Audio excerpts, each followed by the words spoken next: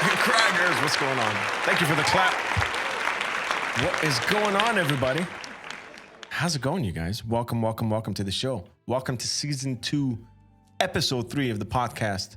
This is the more sensible version of the streams, where we don't have spinning wheels of death that make me do flosses and shots, but we talk to creative people from around the world, and we get their journey and their take. How's it going, everybody? Let me see who's in the chat. We got Professor Fi. Professor Fi was in first. He was testing out the lights before we even went live. It was fucking crazy. Evaditor, thank you so much for the follow. What's going on? And Lingo213, thank you so much for the sub. What an absolute badass. Thank you. Professor Fi is in the house. 4 Derpy Paws is in the house. Craggers in the house. You guys are all coming out. I am the TV. What's going on? Welcome to the stream. Epic, the motherfucking Epic is in the house. There's so many of you out here. Marissa, how's it going? Yeah, you guys. I could see Vadator checked out some of the commands. There's a bunch of shit. We do a bunch of shit here, but you can mosh. You can do a couple of different things. You can stage dive and circle pit. But today we have a homie of mine. Daniel Dekay is on the podcast, you guys. We're gonna have a conversation with him about all things creative. Get to know him a little better. Get to know his journey. He's in some sick ass bands, Exciter and Diemonds, and he's a host on Banger TV and fucking Knotfest on Twitch. It's all over the place. One of the hardest working people I've ever met in my life. It's pretty crazy. So I'm very, very stoked to have a conversation with him. And I want you guys to use the in the channel points, in the channel redeems, you can ask a question. If you use that redeem specifically, it's a 10-point redeem, so everybody has 10 points. But it puts it in a little list of questions, so it makes it a little easier for us to organize, and we don't get to miss the questions, and you get to ask Daniel whatever the fuck you want. So with that said, let's just get him in here. You guys ready? You guys ready to see DK? Should we just bring him in? Stop talking. All right. First person to say hit the intro in the chat activates the intro. That's the only way we do it. That's the only way to do it. Kamikoza, good afternoon. Who's it gonna be? Who's gonna say hit the intro? Hit the intro, Cheesy McDab. There we go. Welcome to the show. Welcome to the show. Hey, Crackers with another clap. Daniel, welcome to the show, my friend. Hi. Hello. How's it going? Good. How are you? I am good. The tribes is clapping and pooping. There's poop. There's shit emojis. I see that. Yeah. It's kind of shitty. It's kind of shitty. Carl, thank you for the shit emojis all over the screen. But how's it going, man? Good to finally have you on the show. Yeah, man, I am stoked about being on the show. This is definitely not the first chat we've had, which is always exciting to have follow-up chats with people I like. So I'm finally here, though. That's the thing. I'm finally here. We've done this in private. Now we get to do it for the entire world to watch. I'm stoked. Hell yeah. Speaking of that, that's the way I kind of start these things is say I gave you a botched intro before the intro. But in your own words, just in case there's someone in the chat that doesn't know you, introduce yourself to the tribe. Well, my name is Daniel Dekay, and I like to party. I think that's one of the most accurate intros we've had in a very long time. I mean, it's pretty accurate. Thank you, Craggers, for the party lights. It's pretty accurate. You play guitar and you party. That's. Well, I mean, the guitar is secondary to the party. Let's be fucking real here. Let's keep our priorities straight. And we have that in common. I'm all the way on the other side of the planet, and I feel like you and I have a synergy when it comes to the partying aspect of things. We don't get a lot of stuff that we can use to party over here, but I do like a beverage or two. Well, I mean, I was going to say the only time like you come into my chats, it's like 2 a.m. for you and you've just had a stream and you're like barely able to type English. You're like so fucking shit-faced. And you're like, hey, I'm over here in Dubai. I'm super jealous of all the fucking weed that you have. And, you know, it's okay. When I promise I won't bring any weed when I come visit you in Dubai. I mean, I want to say please do, but I feel like someone might use this against us. So I feel like they won't let me. They won't let me in. They'll just take my weed and tell me that I can't go hang out with Adnan. Yeah, that might be a repercussion of that. Dak90, thank you for the follow. Welcome to the tribe, my friend. Daxter, what's going on, baby?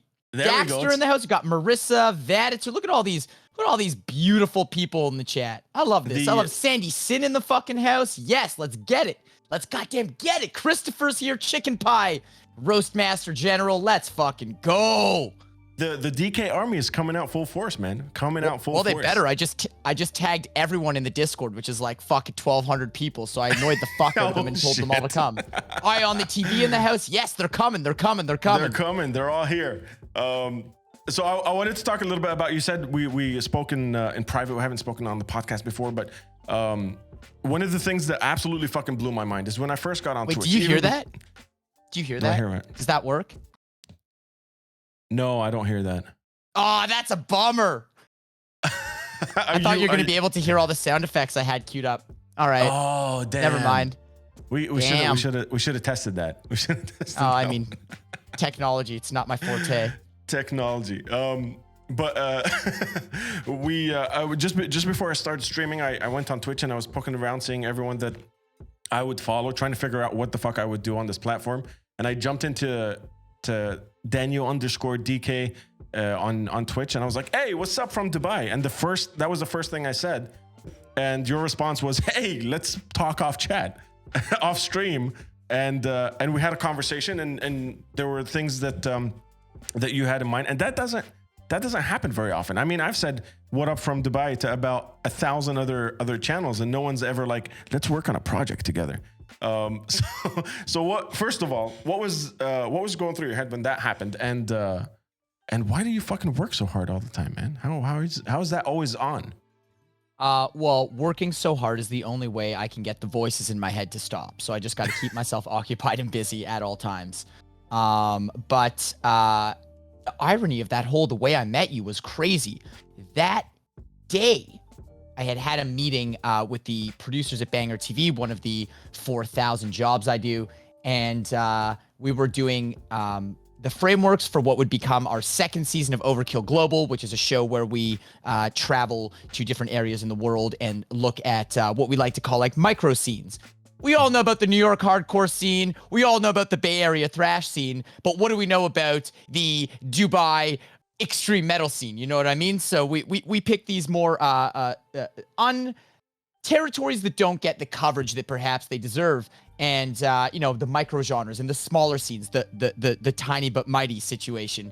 And that day they had presented a huge list of places we wanted to cover, and I was able to have my pick, and instinctively I picked 3 that interest me, and one of them was the Dubai extreme metal scene. And I had no idea who I was going to talk to as my local specialist, but I knew that, I always had an interest in the Middle East and how Middle East culture can shape and mold and affect the art that comes out of it. And I was always intrigued by that. So I said I would do it without having any connections to Dubai. And then that fucking day, you walked into my chat and said, "Hails from Dubai." And I'm like, "Are you kidding me? This is too good." What was your reaction when you say that to a million people and someone finally says to you, "Hey, we need to have a chat"? Dude, it was the first thing I ever saw you in was the Banger TV thrash Tree of Life reassembling. Literally the first thing I did. Yeah, that's literally my very first Banger project. So I've known of you for a while. I've seen the other Banger stuff that you did. I checked out Diemonds. I checked out a bunch of other things, and that's kind of how, like, when I saw you on Twitch, I was like, "Hey, I've seen this guy before," and I didn't know how to react. Honestly, I was like, "Is this what Twitch is? Like, you could just hit people up, and now we have a project to work on together." I still don't comprehend it, to be honest with you. Because before this, we were streaming on Facebook, and Facebook you don't interact. There's nothing on Facebook that makes you like want to start projects with people. So one of the first people I hit up on Twitch, and Banger TV is a huge inspiration. And you came back and you're like, let's I have this thing I'm doing. It's like, this is fucking crazy. This doesn't happen very often. I was very stoked. I was very, very stoked. And it was, to be honest, very motivational. Like the second that happened and I watched a bunch of your streams and stuff, I was like, dude, I'm going to go all in for this thing. This is a lot of fun, and the community you have and the way you built your stream and everyone around it, it's fucking inspirational. I really appreciate that, and I mean, this is me repeating it because I just said this to you right before we started the stream, but I want to make sure this is on record. Everything you say that you feel about my stream, I feel about yours. Your community is so tight. Your stream looks the nicest out of everyone. Hey, everybody, hit the chat and change his lights and shit. You've got all the bells and whistles. I was like the lower thirds, the fucking the weird little pop-up things that scare the shit out of me. Like, you've got everything laid out so well. All the commands, and like I admire what you do on Twitch, man. I think that's the beauty of Twitch, is that fire. There it is, baby. I think that's part of the beauty of Twitch, is that you can really make it your own, and you can really you can investigate. Oh, what's exclamation police? I haven't seen that one yet. That's those lights. Oh my god, that's amazing. What's that? A splash? What is this? This is unreal. Spray some water. This is unreal. That was someone putting out the fire that just happened. So right. Yeah, we're all honorary firefighters around here. I think Twitch is unreal that way. And what you did is it's the exact way that I did it too. I figured out that I wanted to be streaming this year, and I just started researching channels, and I just started watching. And eventually you find those channels that you vibe with. You find people that have similar hosting styles. Visually, you find what you wanted. There were a lot of people who go for like the dark room and like the fancy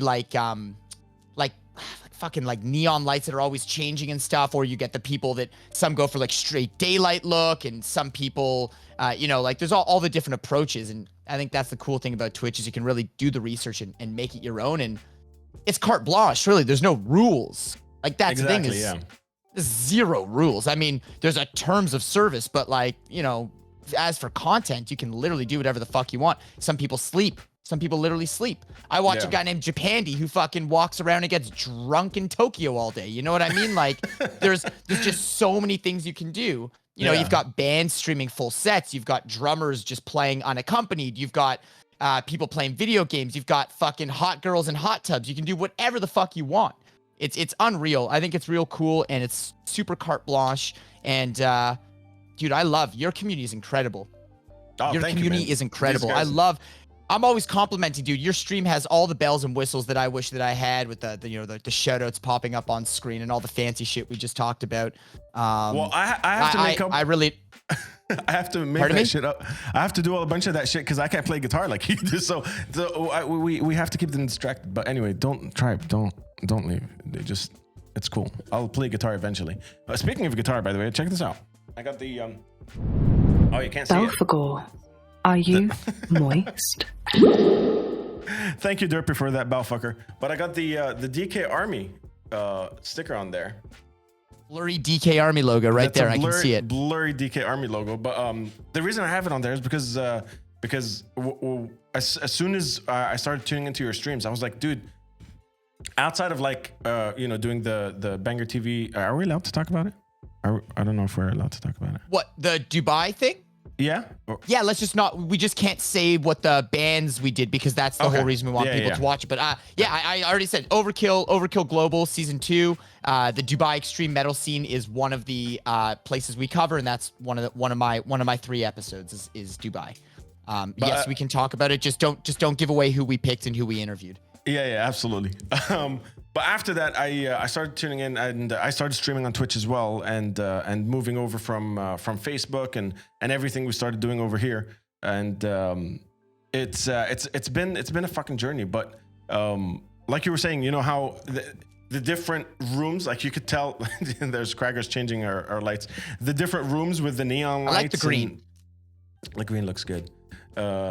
Whenever you tune into a stream, you could tell, like, just by the camera setup and the background, this is kind of what this is going to look like. When I tuned into your streams, I'm like, this guy fucking loves music. I mean, look around you. That's not just a guitarist. That's a dude that lives and breathes fucking music, right there. And I kind of wanted to take things back. I've heard you say on stream, your love for Kiss and AC/DC when you were much younger and that stuff. But I wanted to take it back and figure out exactly when that love for music started for you, and what was it like growing up and having that switch on. Well, I was really lucky that I grew up in a musical household.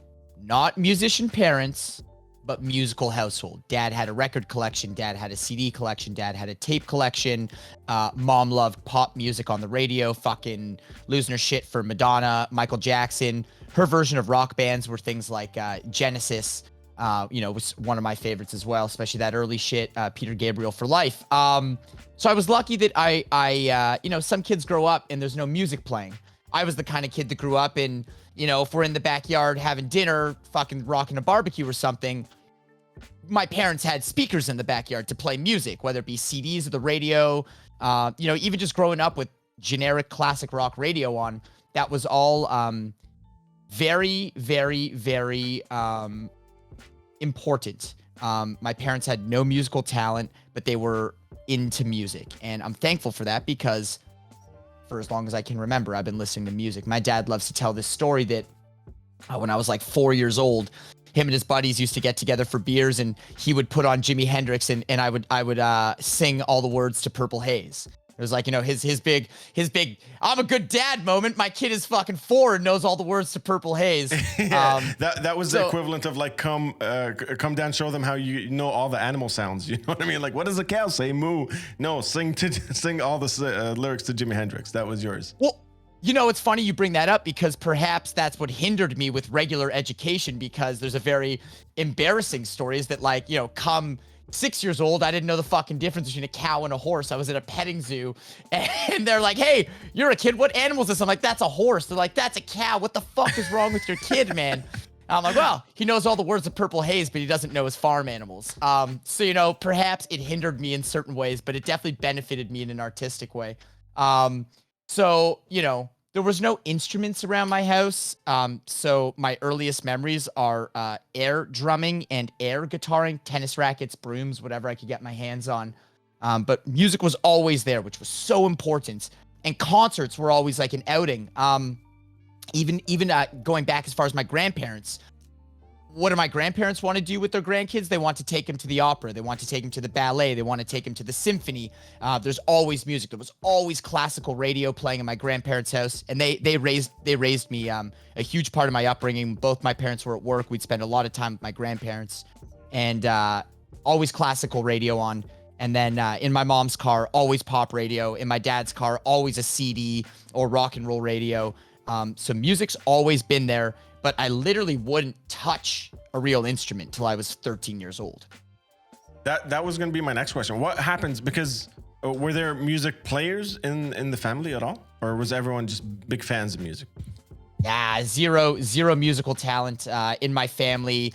Aside from my aunt and my grandmother, story has it, were both incredibly talented piano players at one point in their life. But no one pursued it. It was always like, if anyone played music in my family, it was a hobby that got pushed to the side and it was just piano. There was no rock musicians and there was no, traveling or professional musicians in my family. There was none of that influence, but having music be around me was enough to get me obsessed to the point where when I got my first guitar when I was 13 years old, thank you to my grandparents, got me for my 13th birthday an acoustic guitar.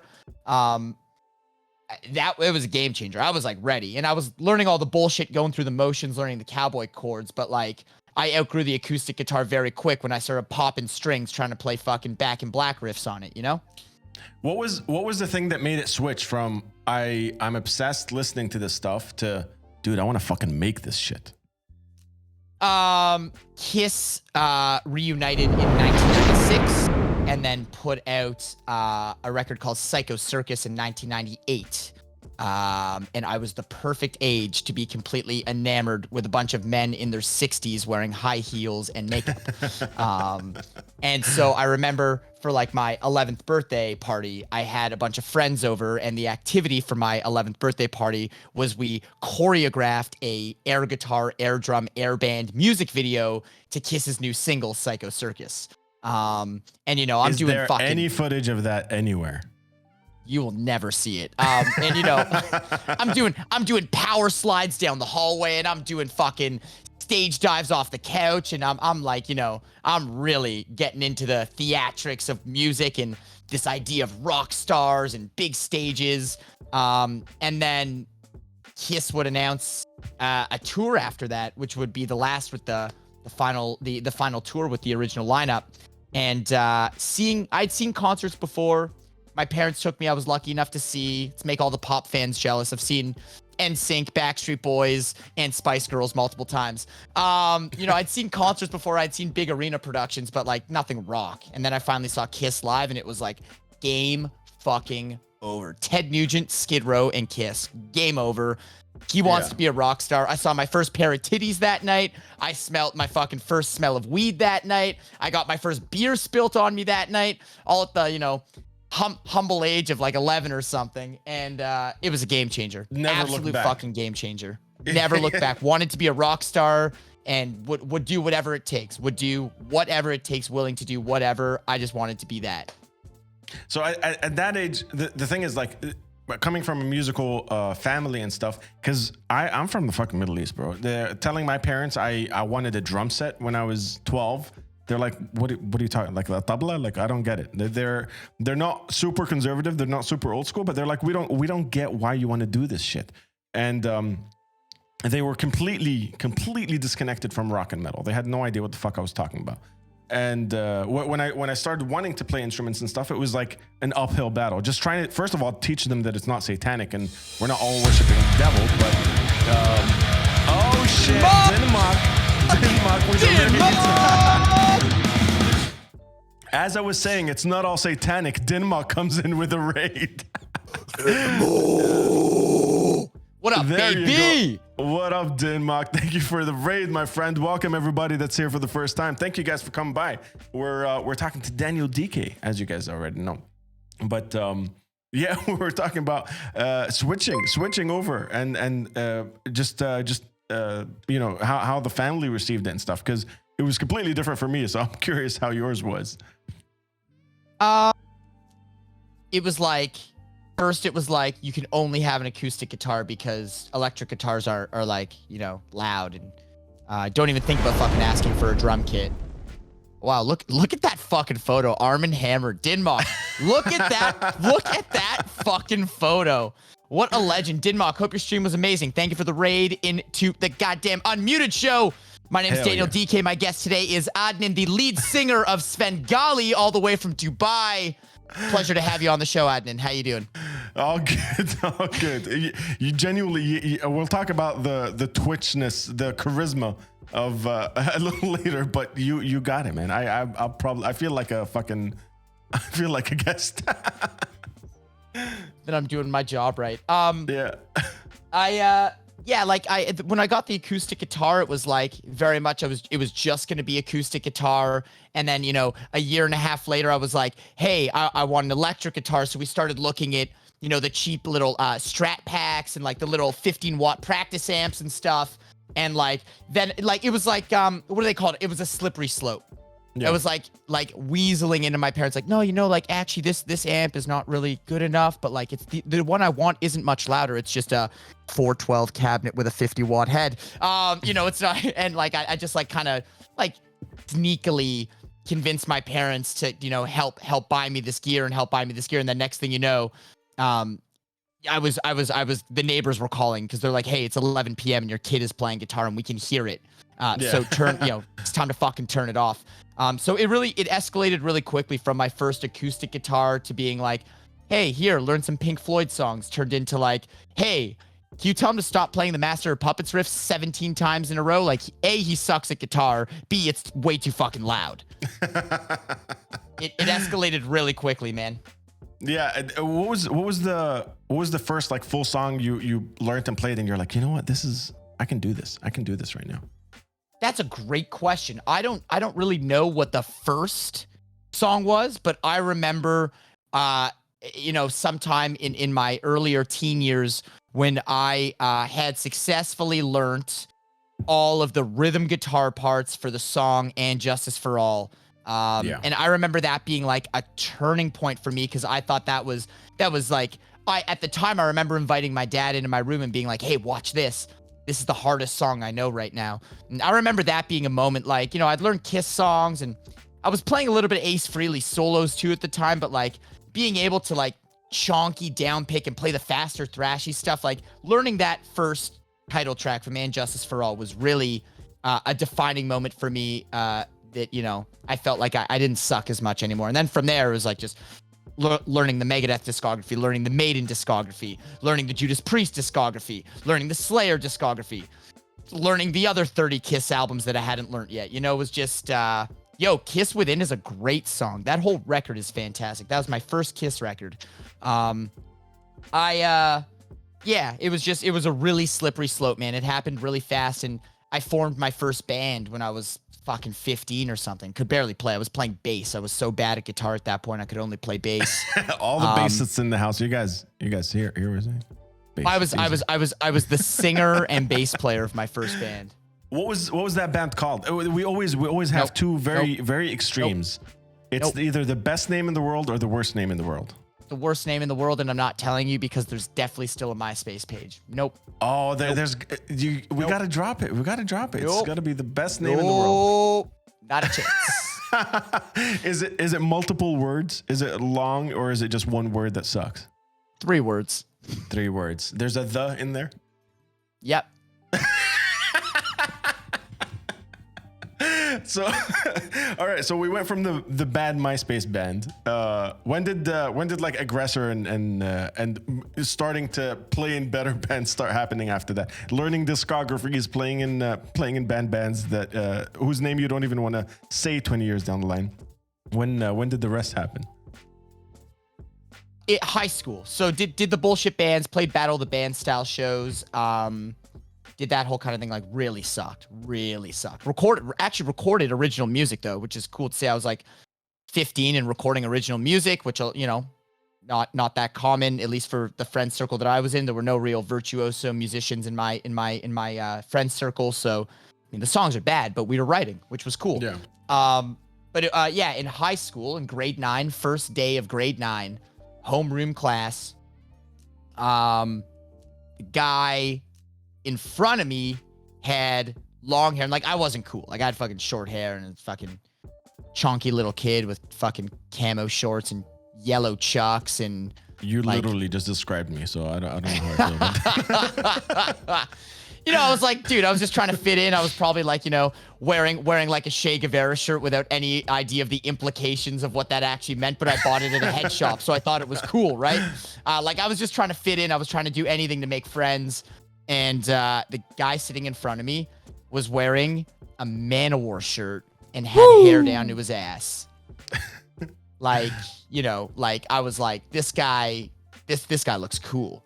And it turned out that we were the same age, and he had just moved. He just moved here from Germany. His dad was in the military, and he was part of a set of brothers that were abnormally talented for their humble age of 15 or whatever. Like abnormally talented, like freakishly talented, a drummer and a guitar player / singer, like stupid. And they had this band that they started in Germany called Aggressor, and they brought it here, and they were looking for members, and I like went to go jam with them, and I wasn't good enough to play in their band, but I'm like, can I just like hang out with you guys and smoke pot and look at porno mags and fucking watch the Pantera Vulgar videos with you guys, and I don't want to go home. Like home sucks. I want to hang out with you guys. It seems like your parents are from Europe and like really open-minded and let us smoke weed and shit. I was like, yeah, let's hang out with you.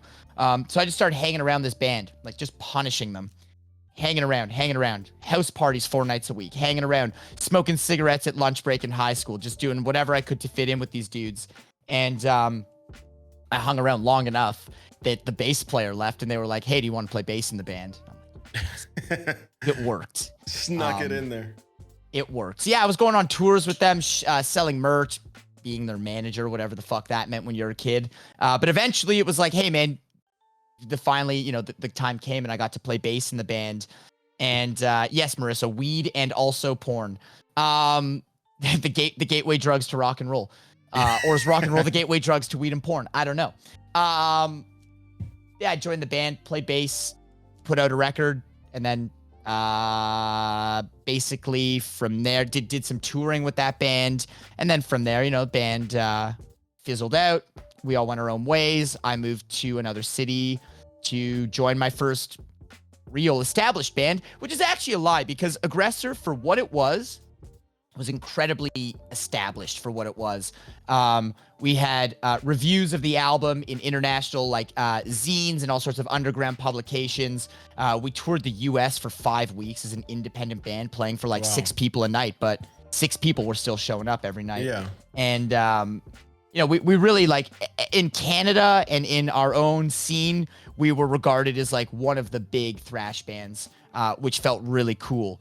But then that kind of fizzled out, and I had the opportunity to go try out for a real band, an established band called Diemonds in Toronto, where I would literally get on a bus with not even an instrument. They let me use an instrument from their jam space. I got on the bus with a backpack with the intention of going to rehearse for a band, and I never came home. I took a 5-hour bus ride and literally didn't come home for 4 more years. I came back 4 years later to pack up my things and officially move after I'd been living on a couch. Well, before we dive into the Diemonds, we also have a question about Aggressor, but you brushed past this like, oh, I sold merch. I did a little bit of tour management and did a little bit of that.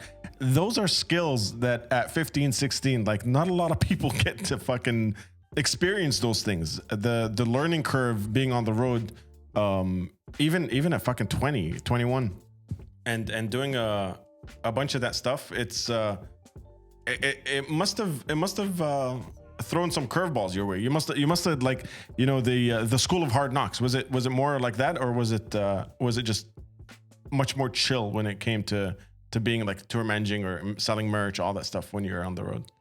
Oh, no. Total school of hard knocks. I was like, there was a little bit of an ego that came with it because, as I said, like Aggressor was doing well. Like, you know, the band independently, first demo independently, 500 copies. First album independently, 1,000 copies. By the time we pressed our second record, I was making the calls. I'm like, we're pressing 5,000 copies. Like, we're doing it. Like, and we're gonna sell 5,000 copies hand to hand.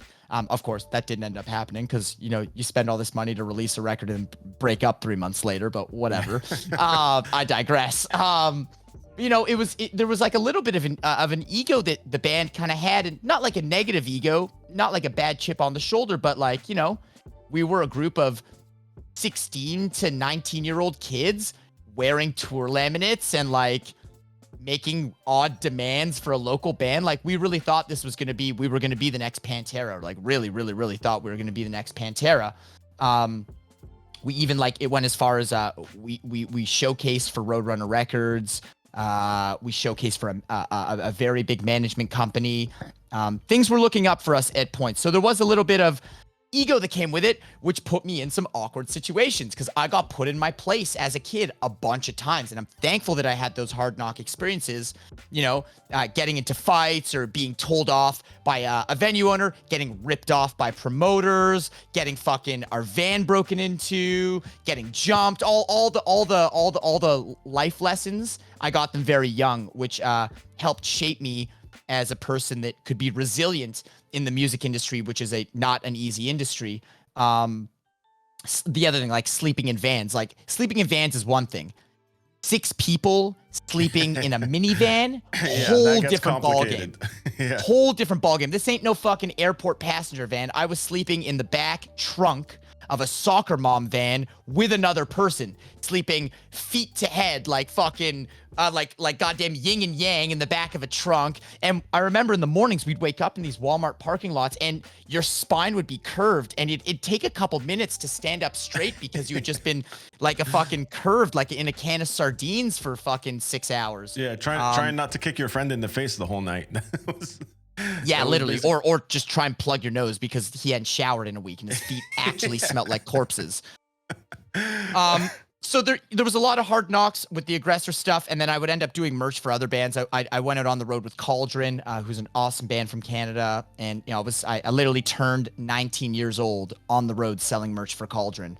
So I mean, I got into it young. My parents were fucking scared shitless, but they didn't have a choice. I was very adamant on doing my own thing and not listening to what everyone told me to do, and I was persistent and I just stuck with it, and I learned a lot of valuable lessons really, really young, which I'm super thankful for, because by the time I went to go audition for Diemonds, I wasn't being like brought in as like some like, oh, like hired gun, new guy bass player. It was like, hey, we want you to like join the band, and like, do you have any contacts for booking tours? Yeah. It was cool. Like it was cool to be like, you know, and they're all 10 years older than me. So to walk into that situation and have these people that I looked up to, like they were about to sign a major record deal. I really looked up to them. Their first EP circulated widely in the underground. And to have them look at me and be like, hey, like, can you help us manage and book the band? I was like, wow, like you don't just want me to play in your band. You like value the other skills I bring to the table. So that was super fucking cool and flattering. Yeah, I can imagine that. I can imagine that being, especially having come from doing all that with Aggressor. Denmark wants you to know that he says thank you for his very first raid. DK was my first raid. I know, he was so fucking drunk that he didn't even realize I raided him with like 100 people. And he was just like chilling, and we're all blowing up his chat, but he's like, he's drinking and he's singing in the middle of the room. And I'm like, when do you think he's going to realize that we raided him? It was amazing. Denmark, that was fucking awesome, dude. I remember that day well. That was funny as fuck. Hey, what's that? What's that on the screen? Is that the judge on the screen? It looks like Christopher Oblivion's in the chat with some metal comedy emotes. Oh yeah, there you go. What about metal racist on the screen? Let's get some Varg up in here. We got the wait, I have to search for it. I thought for a split second I was like, I can just find it right away because I do that on your chat when it's on the top. I can find it right away. Don't use those emotes though. Don't use those. The my face ones are horrible, you guys. I only have stupid Adnan emotes. Derpy, it's not stupid. Listen. Beer Jesus has a question about Aggressor. Cool. With Aggressor on unknown status, will there ever be cover songs of the albums if Diemonds go on tour? Your talent goes as underrated as Nuclear Assault. Cheers and much respect to your answer. Or will it be an extra on a digipack? I think the fuck is the question? I'm confused. Me too. But I think in general he's asking, will there ever be anything to do with Aggressor coming up in the future? I think that's every year. Every year, because Chris and Brian continued to play in bands together. They're the brothers. So it's like, I used to say there's Max and Igor, Alex and Eddie, Diamond Vince, and Chris and Brian. The most talented brothers ever met. This is Christopher auditioned for Children of Bodom when he was 17 years old. Oh, shit. To give you an idea of like how ahead these young men were in their playing skills. Brian toured with Annihilator all over the world at 17 years old. Brian went on tour with a band called Sanctity, which was Jared McEachern's band before he joined Machine Head. Like these brothers were like stupid talented. So they've continued playing in bands together, and every year they come play a show in Toronto, and every year we go out for dinner and drinks, and every year we say we're going to get Aggressor back together, and guess what? It never happens. Never happens. But hey, I was watching the At the Gates documentary last time, and Anders and Thomas apparently before the 2008 reunion had been talking about it for at least 3 years before it truly happened, so you never know. I still have 1,500 copies of our last record, so hopefully one day we will do something and I can sell those. 1,500 copies is a lot to sit on. How long has that been? That's been 20 years. Is it 15 years? How long since that record came out? 15, no, 15 years. Yeah. 15 At years. least, yeah. Let's talk about moving and joining Diemonds. I want to know that story. So these guys hit you up. They're already kind of an established band. Yeah. You've come out of Aggressor, been tour manager, merch guy, playing in the band, and Diemonds hit you up and say, move, you'll be in the band. How and also like your contacts and all the managing experience, all that stuff you have. Was that the point where you were like, fuck, I think this is it. This is what I want to do, or were you skeptical still? No, I was like even in Aggressor. So with Aggressor, I thought that was going to be the band that was going to take over the world. And you know, obviously a little young and naive, and I didn't see the internal issues that were so obvious. We were young and our bodies were invincible. We were abusing drugs and alcohol very, very, very excessively. We went into the studio to do a record, and I don't remember.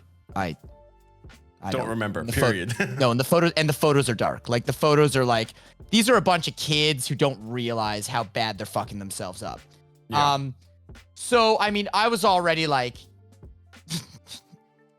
high, both literally and figuratively, thinking that this was going to be my life. And then things didn't work out with Aggressor, and I was working in my dad's retail shop and fucking stocking shelves and getting terrible grades in school and in a program that I wanted nothing to do with, completely misguided, like double majoring in two things that do not interest me at all.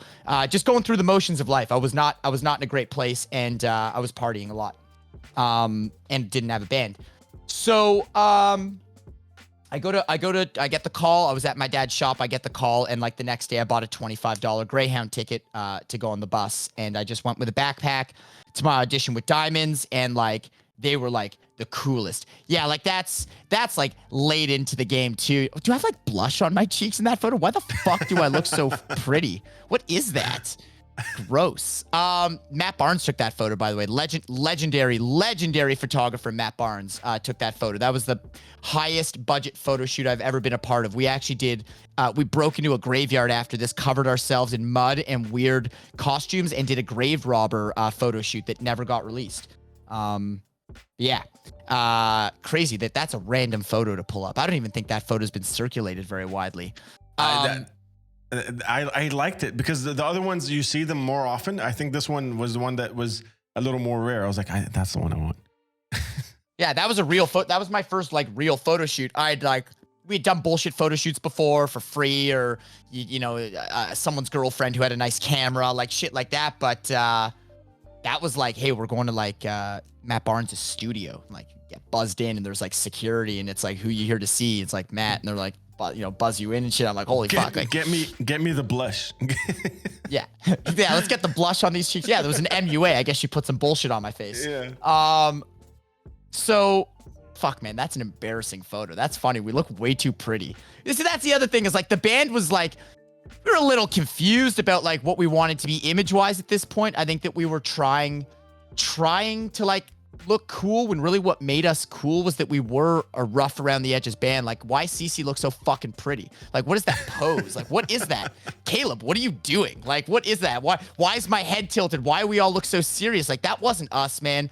We were a bunch of fucking party animals, and that's a really funny photo shoot. None of our other photo shoots look like that. That's hilarious. So I fucking, these guys were so cool, and they had I went and auditioned in 2010, 2011, and they had a 7-week US tour booked with anchor dates at Rocklahoma, which was at the time, aside from M3, the best sleaze glam hair metal festival in the US. So I was like enamored. They wanted me in the band. I joined on the bass position. And I never looked back. I moved in with Cece and slept on his couch and had no money and had no job, but it didn't matter because I was in the coolest fucking band in the world. And I thought that it was like, it was going to happen. I'm like, this band's going to play arenas. This is it. Yeah. I was convinced that was going to be my be-all end-all gig. And those first couple of years in Diemonds were intense. We were playing like, 100 plus shows a year isn't that many now that, looking back as I'm much more professional and involved with way more projects now. Like, that's not a shitload.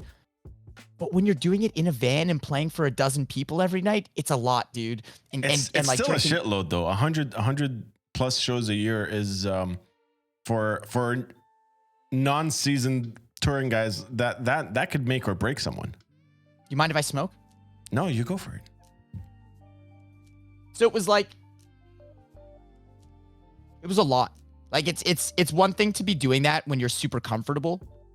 Like, it's one thing to be on a bus and have hotel room and have showers, and it's another thing to be like our it's a lyric from one of our songs, and it's something we live by. Party down in another town. We put it on all our merch. We come into your town, we drink all your beer, we fuck your girlfriends, and then we ask to use your shower. So actually, that's a good segue into this next part, because you guys used the internet, Tinder specifically, to kind of find your way around some places when you're touring. How did you know that? How did you know that? I did my research. Have I said that in an interview before? How did you know that? I do my research, and I want to know about this Tinder hotel stuff. Well, they were called Tinvites. It's a Tinder invite. Yeah. Every member in the band was forced to download Tinder, and you match with as many people as possible. Yes, it's a Tinder invite, Tinvite. And you match with as many people as possible, invite them all to the show, and see if any of them are willing to let 6 unbathed, hammered people, 6 unbathed, hammered, sweaty musicians sleep on their floor, in the van in their driveway, use their shower, eat their frozen pizzas, whatever amenities were available to us. Tinvites, holy fuck! How did you know about that? That is insane. and that's in the era when like Tinder was like new, I guess. So like everybody was just matching with everybody. Like some nights we'd have like 11 girls show up at the show, be like, hi. And they all thought they were coming on dates with us. And then they'd get there and very quickly realize we just needed somewhere to sleep. No, she wasn't ready. Perfectly timed there, McDab. That was I don't think anyone's ever used that command more perfect than that. See, but that's part of the stuff that a lot of people don't know. You're saying 100 shows a year might not have, it doesn't look like a lot now, but when you think about like, you would rock up to a city, to a venue where you physically don't know where you're about to crash after this show is done, and resort to things like Tinvites to make that happen. It's kind of you're right. It's a journey for sure. It changes the game completely too, because as I said, if you're like in a comfortable situation, your band's selling tickets and you're getting proper accommodations and everything's taken care of, tour is a lot more comfortable and it weighs a lot less on your body. You can go out for 7 weeks and not feel it as hard. I mean, you still feel it obviously, but you don't have to fucking have the burden of thinking about where you're going to sleep all night. You know that you have a bunk and you have a hotel or whatever you have. But on top of all that, like, the shows weren't attended that well. We were just literally staying up till like 6, 7, 8, 9, 10, 11 noon every day, partying our fucking faces off. Like, we were just reckless and wild, getting injured, vomiting, like literally some of us weren't eating for days. Some of us were eating too much fast food, like, and getting unhealthy that way. There's both ends of the spectrum. We were really reckless and wild, which was kind of our reputation, and we fucking loved it. It's like when we rolled into town, like, that's the thing. Think about it this way. You're rolling into town, you've been partying for a week and a half, haven't had a day off, and because you suck at booking tours and no one knows your band, you have 9 to 12-hour drives between every show. It's not like a well-booked tour where it's like city, short drive, or professional tour with a driver while the band sleeps. No, this is the band splitting driving duties, finishing a show at 1 a.m. and driving till 9 a.m. the next day, crashing on the side of the highway for 3 hours and finishing the drive into Pittsburgh. It was a lot. So we rolled into your town and like we were pre-existing friends, you would be like, fuck, Diemonds are here. They're going to stay at my house. I'm going to buy 160 beers, 240s of whiskey, and, you know, whatever else. I'm going to have all the Kiss CDs ready. But like sometimes we'd roll in and we'd all be like vomiting, keeling over, like haven't slept in days, injured. Like I was fucking hurting myself all the time. I'd like get drunk and climb things like idiot, like just dumb kid shit, right? And like you'd have to put that all aside and fucking take 6 Advils and have a fucking a Jager bomb before you go on stage and like be prepared to party all over again because we couldn't let them down. We would literally stand at the merch table after every show and just meet every single person. The one thing I look back at the Diemonds experience the most, and the thing that really stands out to me that we did right as young, forward thinking, and it was a hot move. You know what we did? Just like allow ourselves to get punished by everyone. Yeah. I'll stand at the merch table for fun. You're buying a button. You're buying a $1 button and want to talk to me for 2.5 hours. Let's fucking go. Let's fucking go. We connected with people. We made it a point to have fun on stage with each other, connect, get people involved in the crowd. Very interactive show. Repeat after me, break it down, talk to them, constantly ask them how they're feeling. Our merch was fun. We had incredibly creative people in the band creating good merch. Like the band was all about creating connections with people and building lasting relationships. After doing it for 10 years, like the amount of friends I have all over the US, like in every city, like it's just anytime I go anywhere with anyone, you're always going to run into friends. And how did I meet these friends? Traveling with Diemonds. That band created friendships and relationships with people on a large scale that will last a lifetime. It's like a band that was created for fans. And that's like, I never realized it at the time. I just thought what we were doing was normal. But when I really reflect upon it now, that's how I feel about that whole thing. Like we nailed that aspect of it. And you know what I think? I think having talked about your upbringing and your love for music in general and the way you're a fan, I feel like you guys built the ultimate band that you wanted to see. You wanted to be a fan of a band like this. I feel like every guy that's in one of those bands that hang out at the merch table and stuff, they're still fans, and they're like, it's like the bassists that point, just like the first Iron Maiden show. They start pointing at the kids because they got pointed at and they thought it was the best thing in the fucking world. I feel like you guys built that aesthetic. I'm just gonna shout out Azza and Grim and Nikon. Az is freaking out because I've got sleeves on. I do this, dude. I do this on purpose. Hello, chat. This is the only time you get to see me in a long sleeve. What up? These are what my arms look like in sleeves. All right. Shit. This is no my nip neck slips covered. today. No nip slips today. No nip slips today. I've washed my hair. I'm wearing jewelry. I feel like a normal human being today. It's lovely. I may even have pants on. You have no idea, right? Well, I don't. So you guys can stop asking me about that. But I'm wearing my sleeveless DK Army shirt. Hell yeah. Hells to the yeah, Azza. Well done. I am wearing a sleeved Frozen Soul shirt. When did Diemonds go from where we're partying to the music videos to the photo shoots with famous photographers and that whole thing started picking up a lot more? When did it really gain some steam in the bigger sense? Yeah. The underground was super hyped on it. Like shit like this started happening. I mean, this is the most recent, but like shit like this was already kind of happening to us at the start of the Never Wanna Die cycle. Never Wanna Die was the record we did that like Bad Pack got released through Universal, but like on more through like the channels of an independent record label working with Universal. With Never Wanna Die, we signed a record deal with E1 Records and Napalm Records, and like the promo like picked right the fuck up. That's what you get when you sign with the labels. You get access to their PR team. Yeah. So I mean, like all of a sudden Priya's like in the hottest Metal Hammer Girls calendar, and we're on tour and she's on the phone for like literally 6 hours a day doing like punishing interviews with every publication. Like it was like immense what happened when you have like a large label and their backing. how fast it can happen like that.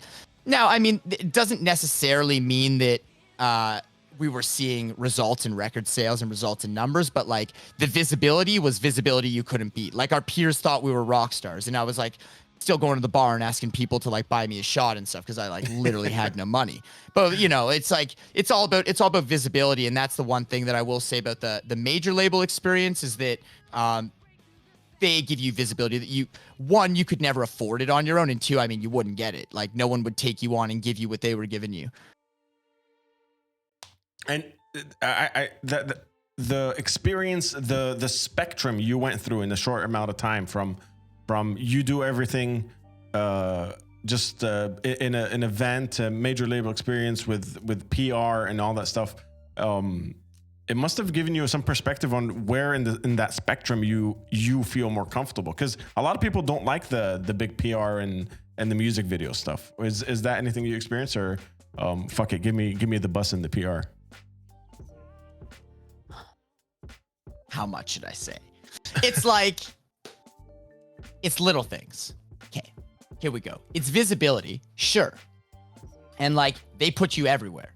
Like they got us in magazines that would have never covered us. They got us on podcasts, interviews, publications that would like not have ever touched us or spoken to us. However, you also get like a much less of an attention to detail. Like they release your fucking hard rock sleaze metal album with like fucking lines like for fans of Steel Panther and Cinderella on the cover. It's like, you didn't listen to our record. You didn't listen to our record. It's like, awesome. Thank you for putting it in a record store with a really nice hype sticker on the front and a vinyl release that all the retailers are carrying. But like, did you listen to it? It's like shit like that, you know, and like, just cause so, I mean, there's an element. So I was here's the thing. I was so involved in the management, like myself, CC, and Priya, like the three of us managed the fuck out of that band for so long and booked all the shows and like didn't really need anyone's help. CC's an amazing graphic designer. Priya can run social media like no one else. And I can fucking keep an email calendar and book a tour like on 3 weeks notice. We were an unstoppable team. So as soon as it's like, you know, you're in a studio with a producer and your manager comes to the studio and there's like some booking agent who like, maybe you don't even love that much, but like, apparently we have this manager, we have to use this booking agent. And then it's like, you know, just like the way, like the things we did lose control of, I really like don't mind overwhelming myself and taking care of those things. Cause I think it's really important. No one, and the thing we'd have meetings about this as it was happening in front of our eyes. And the takeaway that like, I think that myself, CC, and Pri all agreed on is that at the end of the day, no matter how much professional help you get, no one's going to be as passionate about your brand as you yourself. And until you find that magical person, you really should just do it yourself is what our takeaway from that experience was. We lost control of things that like were very important to us creatively and in the way we were represented. Specifically tour booking, man. I will book tours independently forever. And even now with Exciter, when I have booking agents and help from other sources, I'm like still like so fucking involved with it. Like not an email doesn't get sent that I'm not CC'd on like at all times. It's just very like, got to do things the right way. You got to book the right support bands. You need to creating relationships with promoters, support bands, venues, visiting the same places over, building fan bases in specific markets, doing things strategically. And when you get thrown into a bigger pool, you know, this just became a broader conversation, not just about our record label, but when you get thrown into a bigger pool of artists on any scale, you immediately lose that attention to detail, I find, in my experience.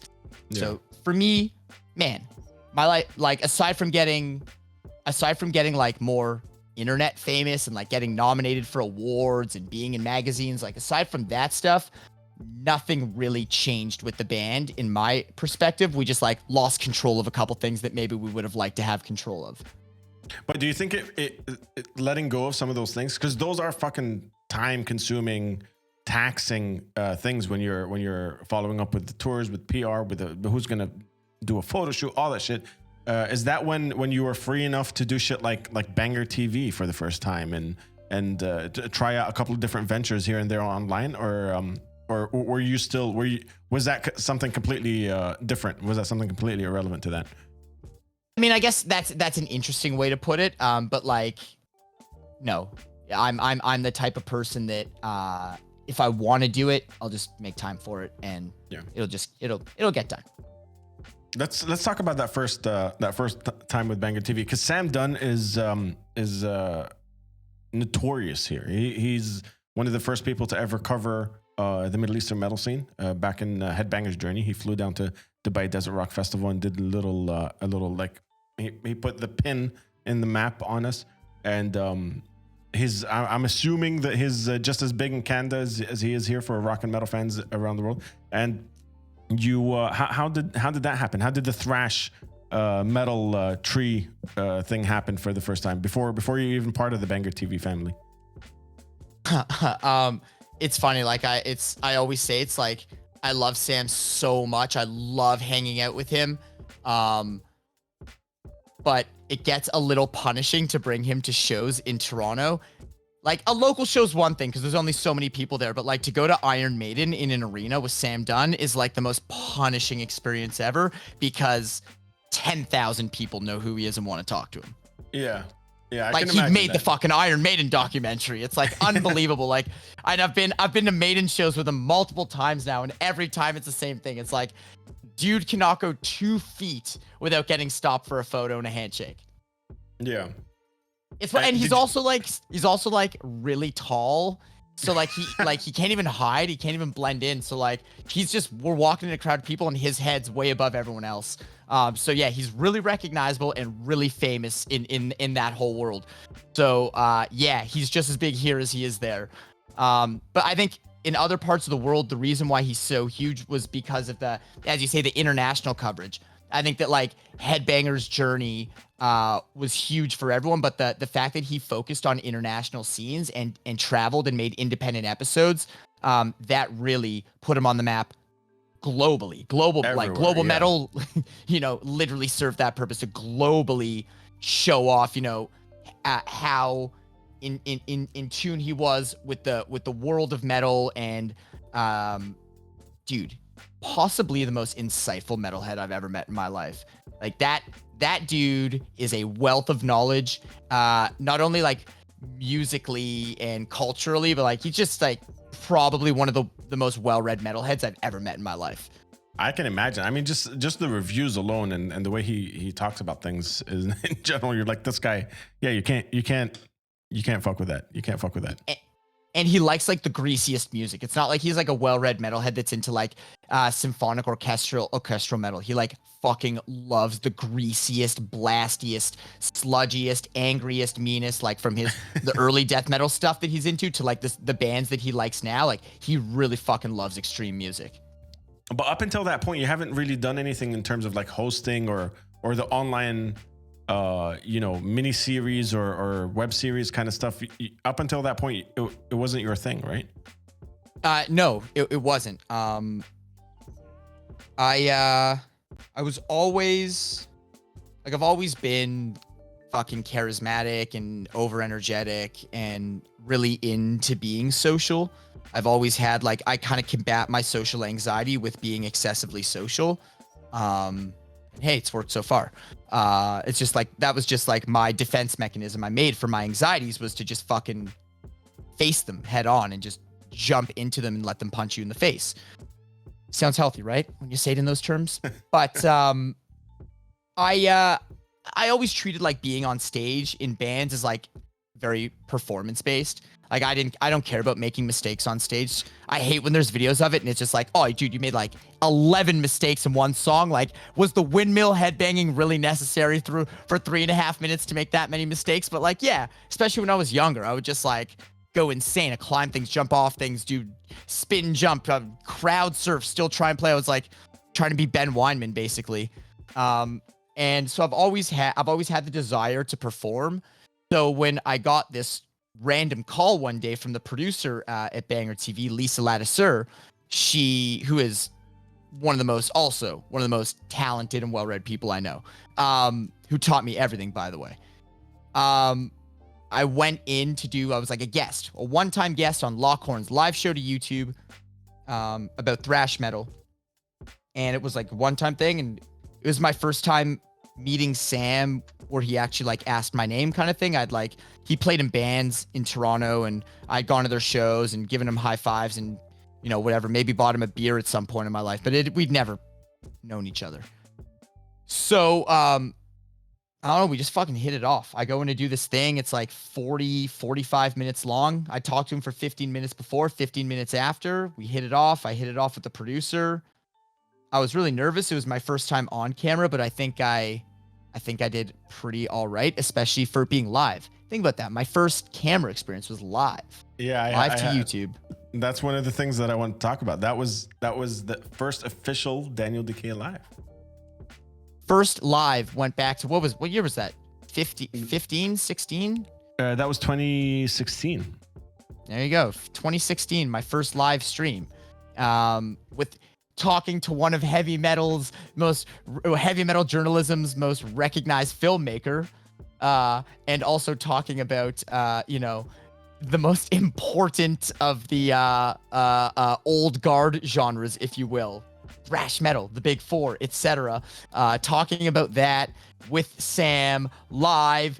You have to understand the setup was also like there's an office with like 40 people working 10 feet away. There's like everyone can hear you. It was a lot. And there's a live chat. It was like a whole thing. So there was a lot of pressure. And I think I went on and I fucking gave it my all and really tried to know my shit and just be entertaining.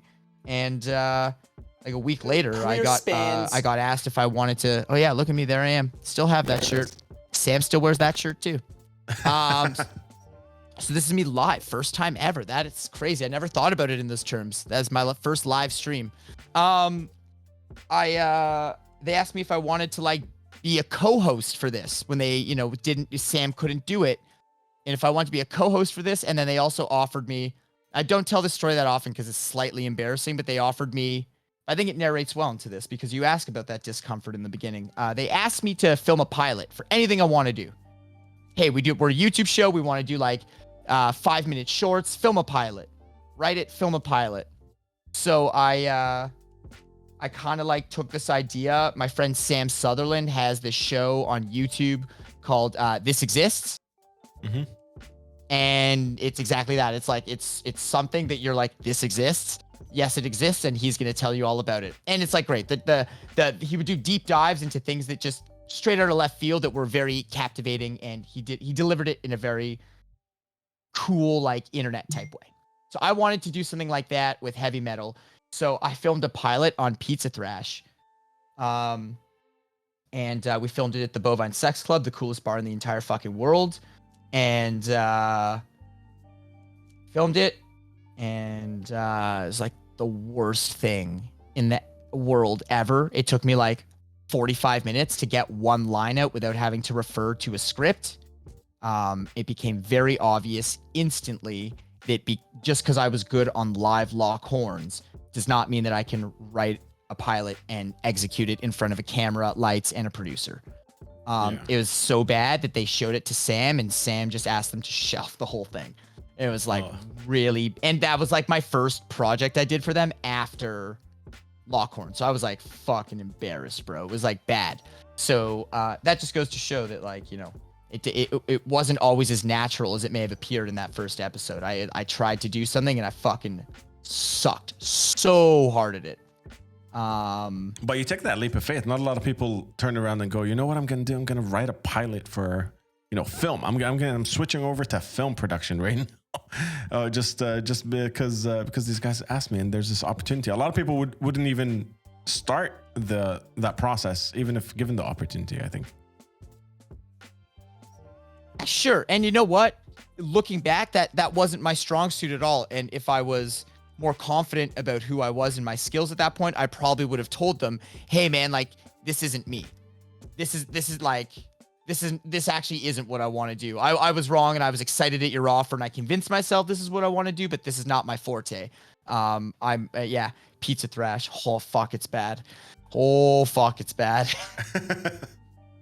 Imagine me just talking about Bonded by Blood, Municipal Waste, and I bought a pizza and it's just bad. I made a sriracha fucking pentagram on it and like ate it in the camera like I was Bro, You like I gotta was find that fucking footage Tom and do a Green watch or party. something. No, there's no watch party ever. It was like I was fucking Tom Green. It was not my thing. It was bad and really funny to look back on. That like they could have ditched me at that point. They could have been like, hey, thanks anyways. It's been great working with you. But it was cool. They shelved it and they let me focus on that live show, Lock Horns, which I co-hosted for as long as it existed after that, which was fun as fuck. And always live, which was I was super comfortable with. Can you imagine the first time seeing the chat? Like that was your first time seeing live chat and reacting to things that you do now. You do that almost every day. Like this is your day in, day out stuff. Seeing the chat going live. That was the very first time. That one clip was the very first time you ever did that. I actually wanted to stop and say this is in the top interviews I've ever done. Like, you're the first person to put that together. No one's ever said that to me. No one said that to me. You're the first person to fucking connect with me. Oh, thank you, man. Very well done. That Glad was my first live chat experience, and I would do it for the next year and a half. Yeah, exactly. And I think the fact that you did it with Banger and with Sam Dunn, and I feel like there was a tone, like you set the tone for Twitch and what you're like. Looking back and watching the stuff that you did on Banger, I feel like it curved up into exactly what you do every day on Twitch now. It you slowly found your pace and voice and everything else. Because even the reviews, even the other stuff, when you watch the older ones, you start to see more the DK on Twitch kind of appear throughout the the different years. And you're putting things. You're really good. Have you considered a professional career in journalism? Because a lot of people suck at this. You're making connections that are completely true. You're not pulling these out of your ass. These are 100% real. And and you know what? Twitch, you might think that because I had that Lockhorns experience that Twitch would have been easier to get into, but it wasn't, man. Lockhorns has 6, 7, 8, 9 people in the room when that happens. You have multiple camera angles to look good with. You've got people controlling everything. You need to do nothing but stand there and speak to each other. There's the chat's rolling in front of you, but there's a second monitor where the producer is grabbing things from the chat and throwing them, like the ones you actually should respond to. You've got, plus you have the producer physically in the chat typing, asking polls, leading questions, follow-up questions, clarifying things. There's all sorts, and that, like, it was really easy then. Like with that, there's so many hands on deck, if you will. And then you switch over to Twitch and it's like, holy fuck, I have to do everything at once. I got a 9-year-old MacBook. I remember you saying, I got a 9-year-old MacBook and I'm gonna try and stream. That was yeah. That's what I did. That's literally what the stream was at first. The transition wasn't easy. I wasn't great at streaming right away. I was really nervous about what I'd say. Like, I was super nervous about what I'd say, and like I really put on a more of a professional character. I was like afraid to be myself almost, because I didn't really get it at first. I found people to be very like artificially nice on Twitch. It was odd. I was like, so when you say like you were channel surfing, I channel surfed a lot before I started my channel, and I found a lot of amazing streamers, some who still stream, some who don't. And I watched like 50 hours of Twitch before I even signed up for an account. And from all genres, music, video games, fucking just chatting, whatever. I would just watch everything. And I kind of sculpted, I found that everyone was like, I found like a lot of people were faking it. I got like a very like oddly fake vibe about like a lot of people putting on personas. So I started to try and build my own persona for it. I thought that was the Twitch way. I really, really did. And so I started to like build my, like, this is what you'll do on stream. This is what you won't do on stream. This is how much you'll drink. This is how much you'll smoke. These are the only songs you're allowed to play. These are the only stories you can tell. You can't tell them this detail, but you can tell them this detail. Like, became very like, like that's how I started. I thought it was gonna be very regimented, and there were like rules, and it was like you have to do pay this for that, and you can do this and you can't do that. There were rules for the chat. There was rules for me, and I didn't really fucking like it that much, to be honest. It was the 9-year-old MacBook era, and I didn't fucking like it that much. I thought it was cool because I was getting like some notoriety and some money from it, but like I didn't like. I kind of like just wanted to drink beer in the sun with my friends and not stream. You know, I didn't really love what I had created for myself there. And then I had like a moment, like I outgrew the computer, I outgrew the MacBook, and I kind of like tried to build the stream into something more real, and I ditched a lot of the old infrastructure I had, and I was just kind of like, dude, like your numbers are getting better the more you just kind of break free from the mold. Like there was a defining moment. I fucking played YouTube videos for an hour and a half. We watched like Rock Fujiyama and all this Paul Gilbert live shit and like just like YouTube videos. It was like the most viewers I ever had in my life. Yeah. I like, and you're talking to a guy who used to sit there with a pen and paper, with a handwritten set list, with blabbermouth articles printed out beside me. Like, these are the news pieces you're going to talk about. This is the Diemonds story you're going to tell. And these are the 11 songs you're going to play. The stream's 2 hours. Thank you. Good night. The stream is this, the chat is this big on my MacBook screen. I can't see it anyways. Yeah. It was it was awful at first, and I was not really truly happy with it. I was going through the motions and being someone I wasn't. And then, and you know what? I end up giving this advice to a lot of my peers, other musicians who I knew from life outside of Twitch, who have now come on to Twitch and kind of sought out some wisdom, if you will, from me, since they were just starting out or they were unhappy with their streams. And the thing I say is just to ditch all that. Yeah. Fuck your rules. Fuck your rules. Fuck your cues. Fuck your this. Fuck your that. Why are you limiting yourself? All you're doing is preventing your true personality from coming out. And that's what people really want on Twitch, is your true personality. They don't want you to put on something that you're not. They want to connect with you. Think about the hours that we spend together. They don't want to 100%. They don't want to spend hours with some fucking watered down version of you or some like, performative version of yourself. Like, people want to hang with you. People want to hang with you. And the more that I got comfortable with that concept, the more my stream grew. Like 100%, I attribute all the success I've had on Twitch to me having that paradigmal shift in the way I was approaching it. Yeah. And that's anyone who asked me for advice on Twitch. The thing I say. Absolutely. The chat, and look, I'm gonna read this chat, and yeah, I micromanaged myself. You're damn right. It's that big Pisces energy, baby. I just like, dude, the advice, just be yourself. Be yourself. Taking a step back, back to when you first listen. I'm gonna make a Twitch account. First of all, did you have a Twitch account before? Like, did you watch people before you decided you wanted to stream, or was I'm gonna make a Twitch account and I'm gonna start streaming on this platform? That was it. Nah, man, I never been into voyeur or anything. Yeah. I'm not a watcher. I'm a participator.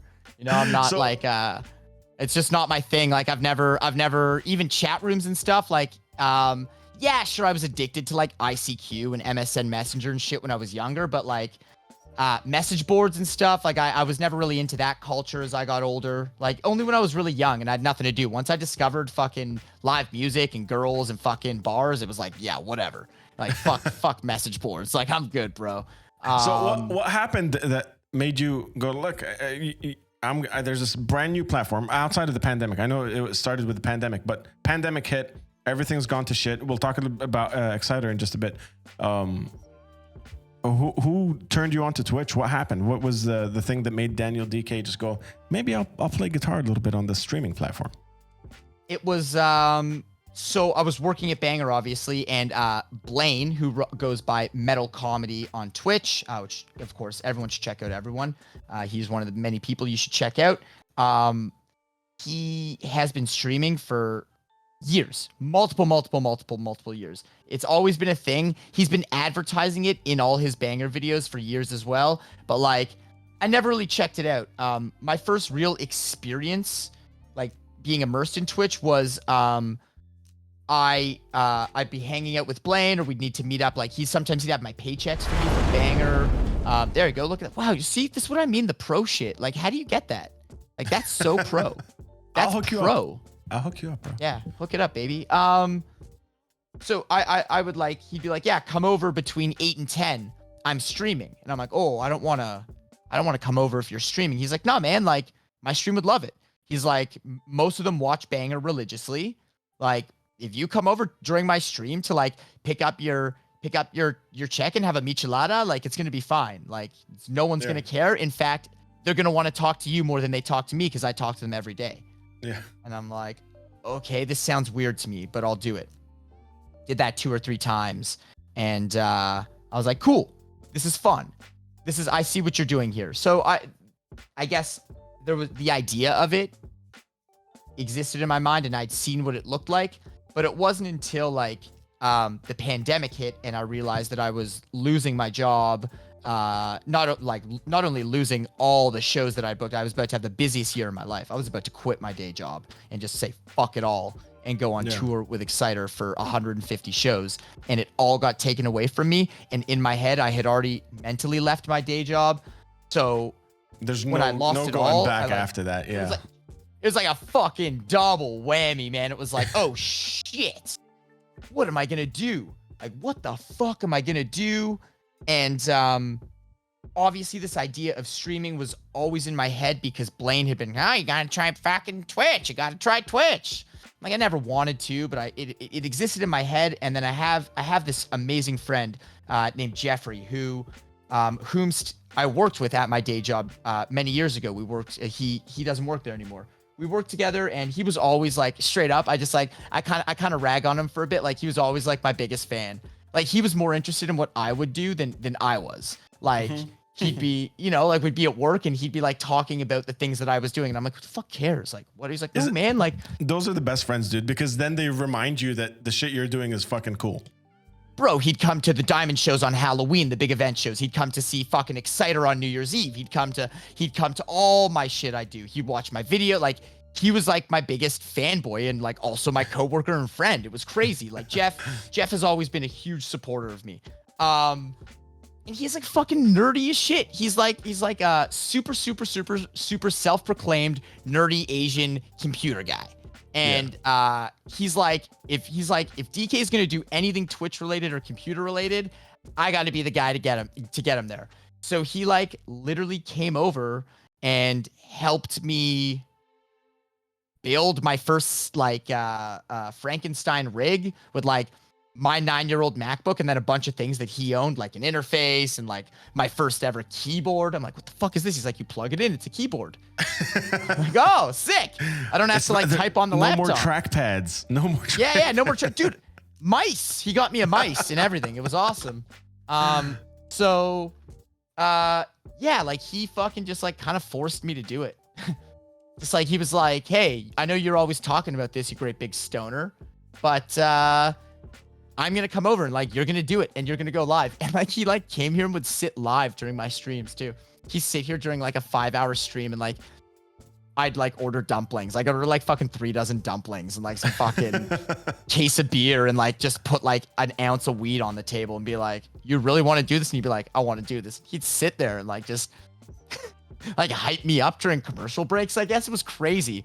Like he really was so supportive of the whole thing and truly would spend hours on the phone with me after every stream, would like get on the phone and like critique what I was doing and stuff. Like he was really instrumental in not only getting me on it, but pushing me to persevere. Because I didn't love it at first.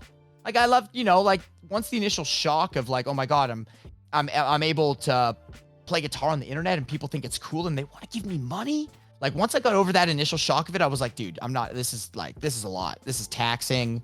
I'm not able to be myself. Like back to what I was saying earlier about hindering yourself on a platform like this by trying to fit into a mold of what you think you have to do.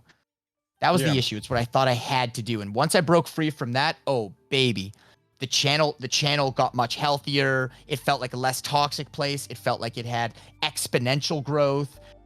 I was getting more confident about it. I wasn't going to bed depressed that I had a shitty stream. I was going to bed like, fuck yes, we fucking killed it today, man. Let's fucking slay tomorrow. Like I was just in a much better headspace about it. So yeah, having Jeff as a partner in the beginning, having Blaine to kick my ass to create the account, and Jeff to fucking guide my ass through all the tech I didn't understand, and being my therapist after every stream was like incredibly instrumental to where I am today. How was it like at the very beginning? Like 150 shows canceled. You're looking for that live energy. This also ties into Ford Derpy Pause's question. And at first it wasn't the best. You couldn't find your voice yet. When did it start turning into like, I'm getting the same kind of, if that is the case, energy from sitting here in my stream room as I would have if I was playing a show? And that's what Ford Derpy Pause just asked. Online and offline is a huge difference, obviously, but how close is the connection feeling on Twitch as compared to when you're on tours or even at the merch stand? What was that turning point, if it is? To answer your question real quick, I mean, the asshole answer is like, it's awesome because you don't have to shake as many hands. But that's not true. Like I'm not a handshaker though. I'm a hugger. I just hug you. I don't even know you. I'm giving you a hug. You want a hug? I give you a fucking hug. I'm a hugger. I'm a hugger. I'm a lover. So I mean, I miss that connection a lot. But the thing I will say about Twitch, on the topic of connection, is that the energy transfer that you can give me by staring at me on stage, there you are, stare at me on stage and screaming and fucking singing the words, that energy transfer, that real bond, I can extrapolate that from the chat. I feel it. When the chat is chill, I'm chill. Much like you have a show that's a chill crowd, obviously you're not going to get that same energy transfer versus if you have a rabid crowd. When my chat is rabid, I'm rabid. It's the energy flow and the energy connection is so fucking real on Twitch, the exact same way it is on stage. Does it lack the physical element of it? Absolutely. Do I wish I could fucking hug you? Absolutely. But I gotta say that energy transfer, the online energy transfer cannot be underplayed. It is incredibly powerful and incredibly real. Yeah, I completely agree. And I streamed for like 8 months on Facebook before I moved over to Twitch, and just saying it, streamed on Facebook sounds stupid, doesn't it? Okay, Dad. Oh, okay, Dad. Relax.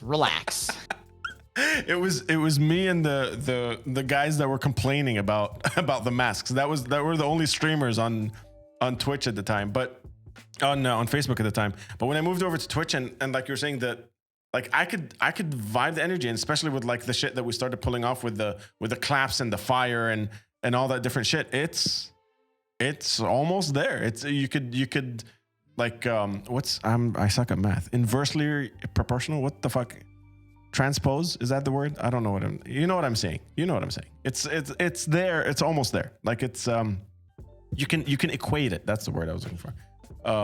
But when was that started happening? When was it? Fuck, is this what I'm gonna do? Like, is Twitch a thing that I can actually do? Because you gotta even with things opening up, you gotta be thinking about like how you're gonna maintain the Twitch streams with Hellfest, announcements and tour announcements. Everything's opening back up. How's that for you? I have no intention to stop. I have an intention to try and keep as regular. And here's my intention is I will keep an identically regular schedule, or reasonably. I feel like I might adjust a couple time zones just to, based on trends. But, I'm still going to keep the amount I'm streaming identical unless I'm on tour. Yeah. This is my job. This and the chat dictates that. The chat keeps me employed to do this for a certain amount of hours a week. Like, I'm not going to change that. This, I really, it has grown to the point in my life where this is my job. The same way that playing an Exciter is my job, streaming on Twitch is my job. And I'm very fortunate that I have a job that I absolutely fucking adore. I think that's a huge key to happiness in life is for people to find forms of employment that work for their type of personality and their what their body can handle and what they're made for, what they're built for, and to be able to feel that is something I never want to give up. So I'll keep doing this until I'm not able to do it. Essentially, have you had to introduce yourself recently? And say like I stream on Twitch as a job to anyone that might not know have known the story behind it? Well, yeah, like I'm like finally like some of the recent things that have happened to me, like some of the recent opportunities and gigs I've gotten, like they don't give a fuck what I did before. They're like, oh no, you're DK from Twitch. I'm like, yeah, like I playing like some pretty cool bands and I'm on a YouTube channel that a lot of people watch and they're like, oh, that's nice. Daniel Dekay from Twitch, right? That's what we should put on it. I'm like, what? Yeah. What? Okay. It's like, so that's like that whole element of it's funny. But yeah, so that is real. That's happening now. But yeah, I mean, I want to maintain the regularity of how much I stream for now. And when I go on tour, which is going to be November of this year, I have a tour, and March, April of next year, I have a tour, and September, October of next year, I have a tour, and June, July, I have tours. So there's, 4 tours next year and 1 tour this year. During those times, I obviously won't be able to stream 4 times a week sitting in my living room playing cover songs. So I'm going to be, designing some form of show I can take on the road, whether that means, and not whether it means, I believe it will be more of a variety show style. At least that's how I see it in my head for now, is like some days it's days off ramen and record shopping. Some days it's hotel room warm-ups. Sometimes it's backstage stressful warm-ups and then the first 2 songs stream from side stage. Like I have different ideas for, depending on how busy each day is, and each city's different, and viewpoints and sound systems and access to internet. Everything's different every day. So I kind of want to do like they call it IRL for a reason, because it's real fucking life and shit can happen. So I think it's going to become an IRL music stream.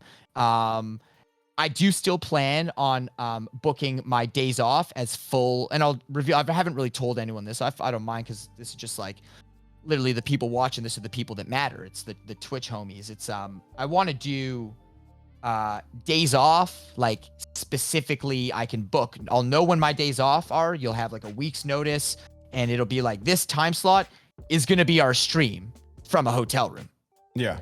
Like that's just that. Like I'm gonna have an instrument with me. Obviously, I'm gonna have now I'll have a computer with me and a webcam with me, and I have a little rig with my pedals that I just bring up to my hotel room every night. Anyways, I usually get drunk and jam and order a pizza and watch a movie. I'm like I'm pretty much routinely doing the same things all the time, especially on tour with Exciter. There's a lot of consistency on those types of tours. So yeah, I mean, like that's that. I'm not. So to answer that, in that long-winded answer, that is not giving it up, adapting it to bring it on the road, and am literally going to keep doing this until I can't. I don't want to do anything else. I want to live this unreal stream dream. The fact that I can pay my bills and afford to live a lifestyle where I can also play in a band based on income from Twitch. Like, to me, that is, people say they're living the dream. Ironically, when someone asks them how they're doing, nah, man. Ask me how I'm doing. I'm fucking living the dream. I'm so thankful for it, and I'm fucking loving it.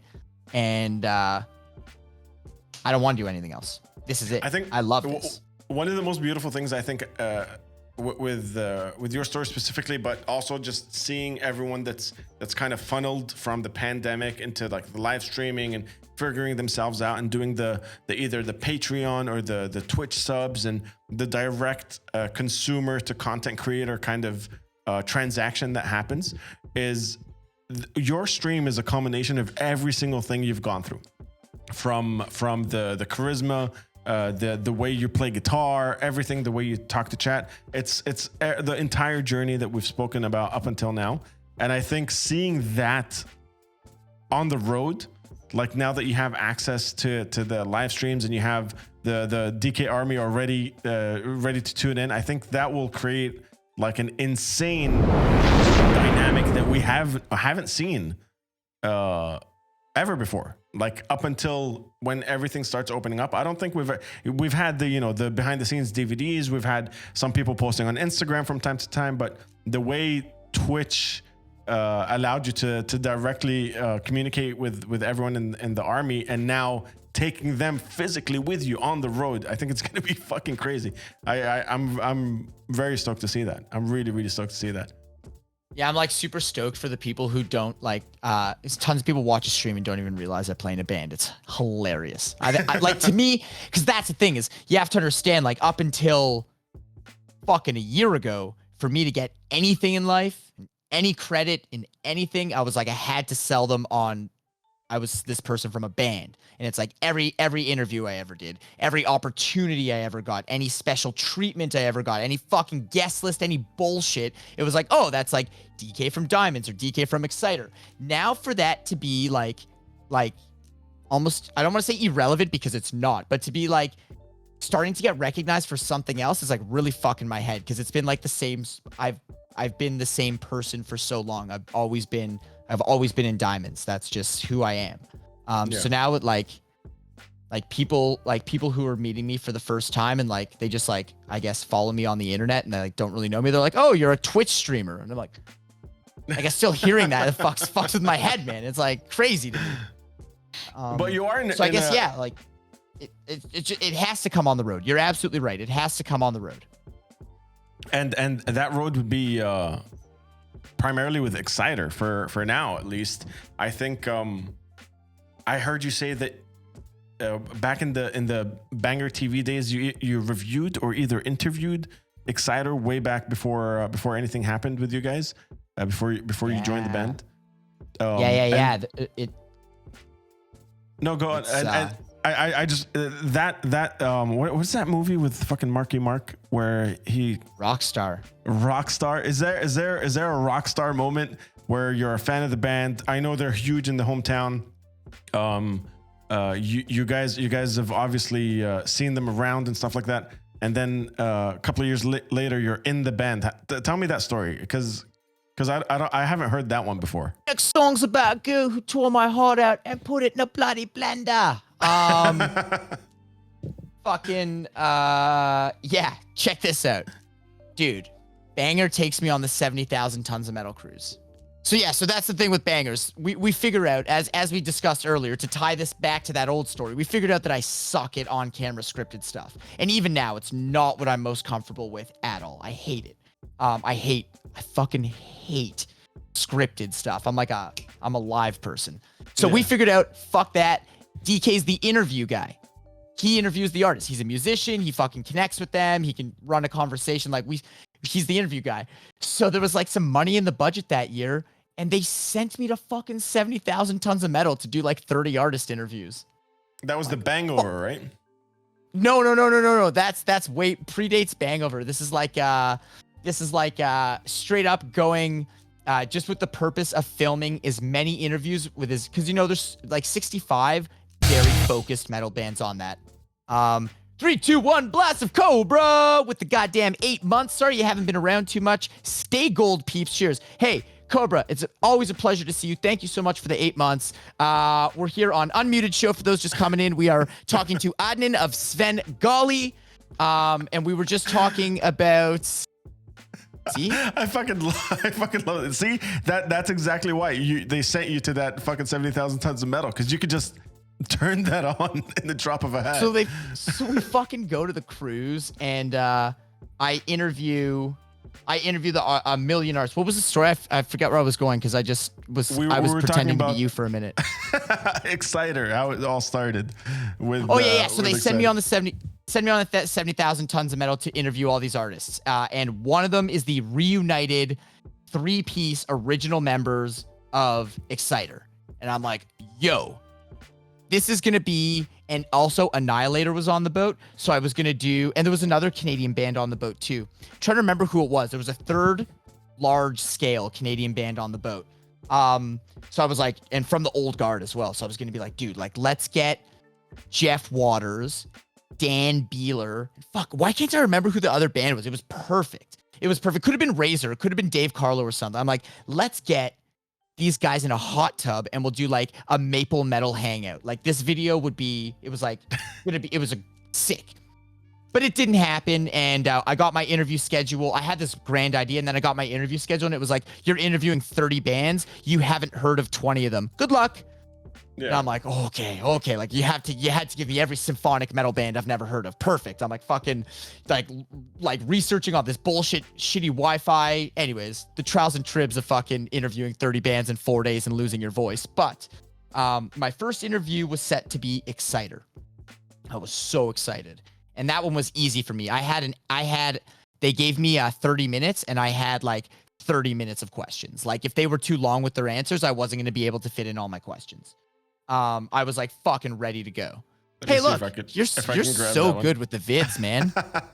You're fucking good at this. I found it. Yeah, you're good at this shit. If you actually look, there's barely any shots of daytime. Oh my God, dude, I have no voice. Turn it on. Turn the audio on. Turn the audio on. Here we go. Yeah, do it. Go back and play the part that just happened with audio. There you go. Play that with audio. It's worth it. There it is. I got the audio on. It narrates into the story perfectly. Banger TV, and welcome to. I guess they can hear it, right?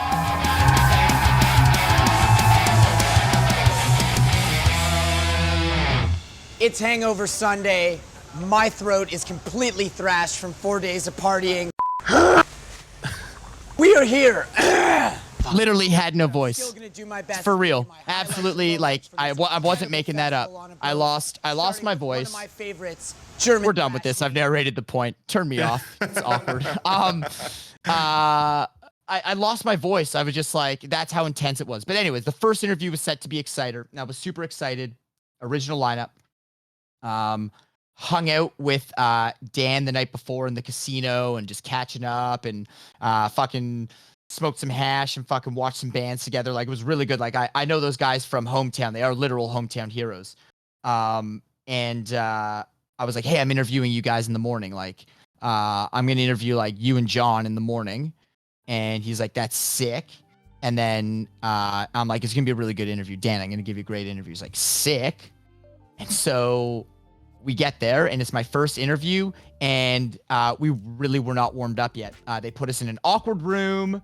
3 members showed up. So Alan showed up as well, which was awesome. But my day sheet said that it was 2 of them. So what do you show up with? Labs for 2 guests. So now it's like, fuck, we got to get an overhead mic going and you're in a weird hotel room with nothing to fucking hang shit on. And there's all this light coming in from the balcony because it's like one of those floor to ceiling glass. So we're like trying to cover the windows and anyways, 30-minute interview. This is you and how many crew members did you have? Or was this, what was it like? 3 of us went on the cruise. So we had a camera guy. We had a Swiss Army knife. His name's Daniel Williams. He does everything from, setting up the entire set to lighting the set, to miking the set, to shooting all the content, to editing all the content, to curating all the content, to partying with me all night long. He is the Swiss Army knife. He does everything and he's insightful not enough of a crew to be like, shit, we need a lapel. It's cool, we got this. Because there's a bunch of other people that are doing other things that we can sort this out. This is like, duct tape and trying to figure out microphones, right? Yeah, like this is him like working and like I can't help him because I don't know anything. And Lisa, who also came with us, the producer, she's working with me on, she like sets me up in the room and she's like, okay, I'm going to go to my room now and research your next 3 interviews for you and get you some notes. And I'm like, dude, like, I love you. I'm like, we're talking to a band I've never heard of. She's like, I know, I got you. Like, we're going to be Gucci, baby. I'm like, so she was, she's working her ass off already. He's working his ass off already. And I'm just like sitting there twiddling my thumbs, like the 3 members of Exciter are sitting here prepared for their fucking big interview with fucking Banger TV about the reunion of the 3 original members, and like we couldn't get our shit together. It was our first interview of the day, and we got the mic set up, and I talked to them for 6 minutes, and it will never see the light of day. It was fucking brutal. Damn. And you know what really sucked is that we did one more interview in that room. They were giving us press rooms, and they're bad rooms, man, not set up for what we were doing at all. And they were giving us press rooms, and so I did Exciter there, butchered. Immediately following, we did Derek Green, and Daniel was like, fuck this, let's do it on the balcony. He's like, Derek Green from Sepultura's on his way in, just get on the fucking balcony, it'll look better than this fucking room. And we did one on the balcony, and then we just went to the press person. We're like, hey, can we do these interviews elsewhere? And we like kind of convinced them a bit, and then they let us pick a set. So we like found a quiet library and we made it our own, and that became the Banger TV interview set. So first 2 interviews, first one completely sucked. Wasn't even airable, and that's the one I cared about the most, was Exciter. But then the next fucking 30 or 29 of them looked awesome. We did Derek on the balcony, which looked great, and then the rest of them are in a gorgeous library that was silent all day. We set up permanent mic and lighting setups, and we just did all our artists on the same couch. It just worked. So I was so bummed that the one band that you wanted the most. Dying to interview the original lineup. So I was embarrassed. I apologized. I'm like, Dan, I'm so embarrassed. Like, buddy, don't worry about it. He's the coolest. Buddy, who fucking cares? I'll see you at the fucking Cannibal Corpse show later or whatever. You know, like, we're just like, It was fine. It was a non-issue. And I got my photo with them. It's a photo of me and the 3 original members of Exciter. And I'm like a fucking pig in shit, man. I am so excited. It's like huge grin. And then almost literally a year to the date, I joined Exciter. So what happened in that year? How did it happen for you? Was there management talking to management kind of thing? Or was it, yo, Dan said he needs a guitarist, this guy's leaving? How was it? How did that happen? John, I guess that was one of the close to the last shows that they played with that original lineup. And, John Ricci quit the band. He retired. He left Exciter, and they're like, we're going to keep this band going. Let's audition guitar players. And because I had the members of the band on Facebook, I had Al on Facebook, and he posted like a public Facebook post. Hey, look, oh my God, look at the Exciter emotes on the chat. This is amazing. This is an Alan Johnson story. Yeah, he fucking posts, actually, I'll even do this. I never showed this to anyone, but he sent it to me the other day because it was whatever your memory of it. He posts publicly on Facebook, and he says, hey, Exciter's fucking wanting to continue. John left the band, taking auditions. And I just sent him a message. September 18th, 10:34 p.m. Dude, I want to play guitar in Exciter. Ha ha. Writes back. The next day, writes back, are you serious? And I write back, 100,000,000%. My number is. And the next thing that happened was my phone rang, and it was Dan Beeler. True story.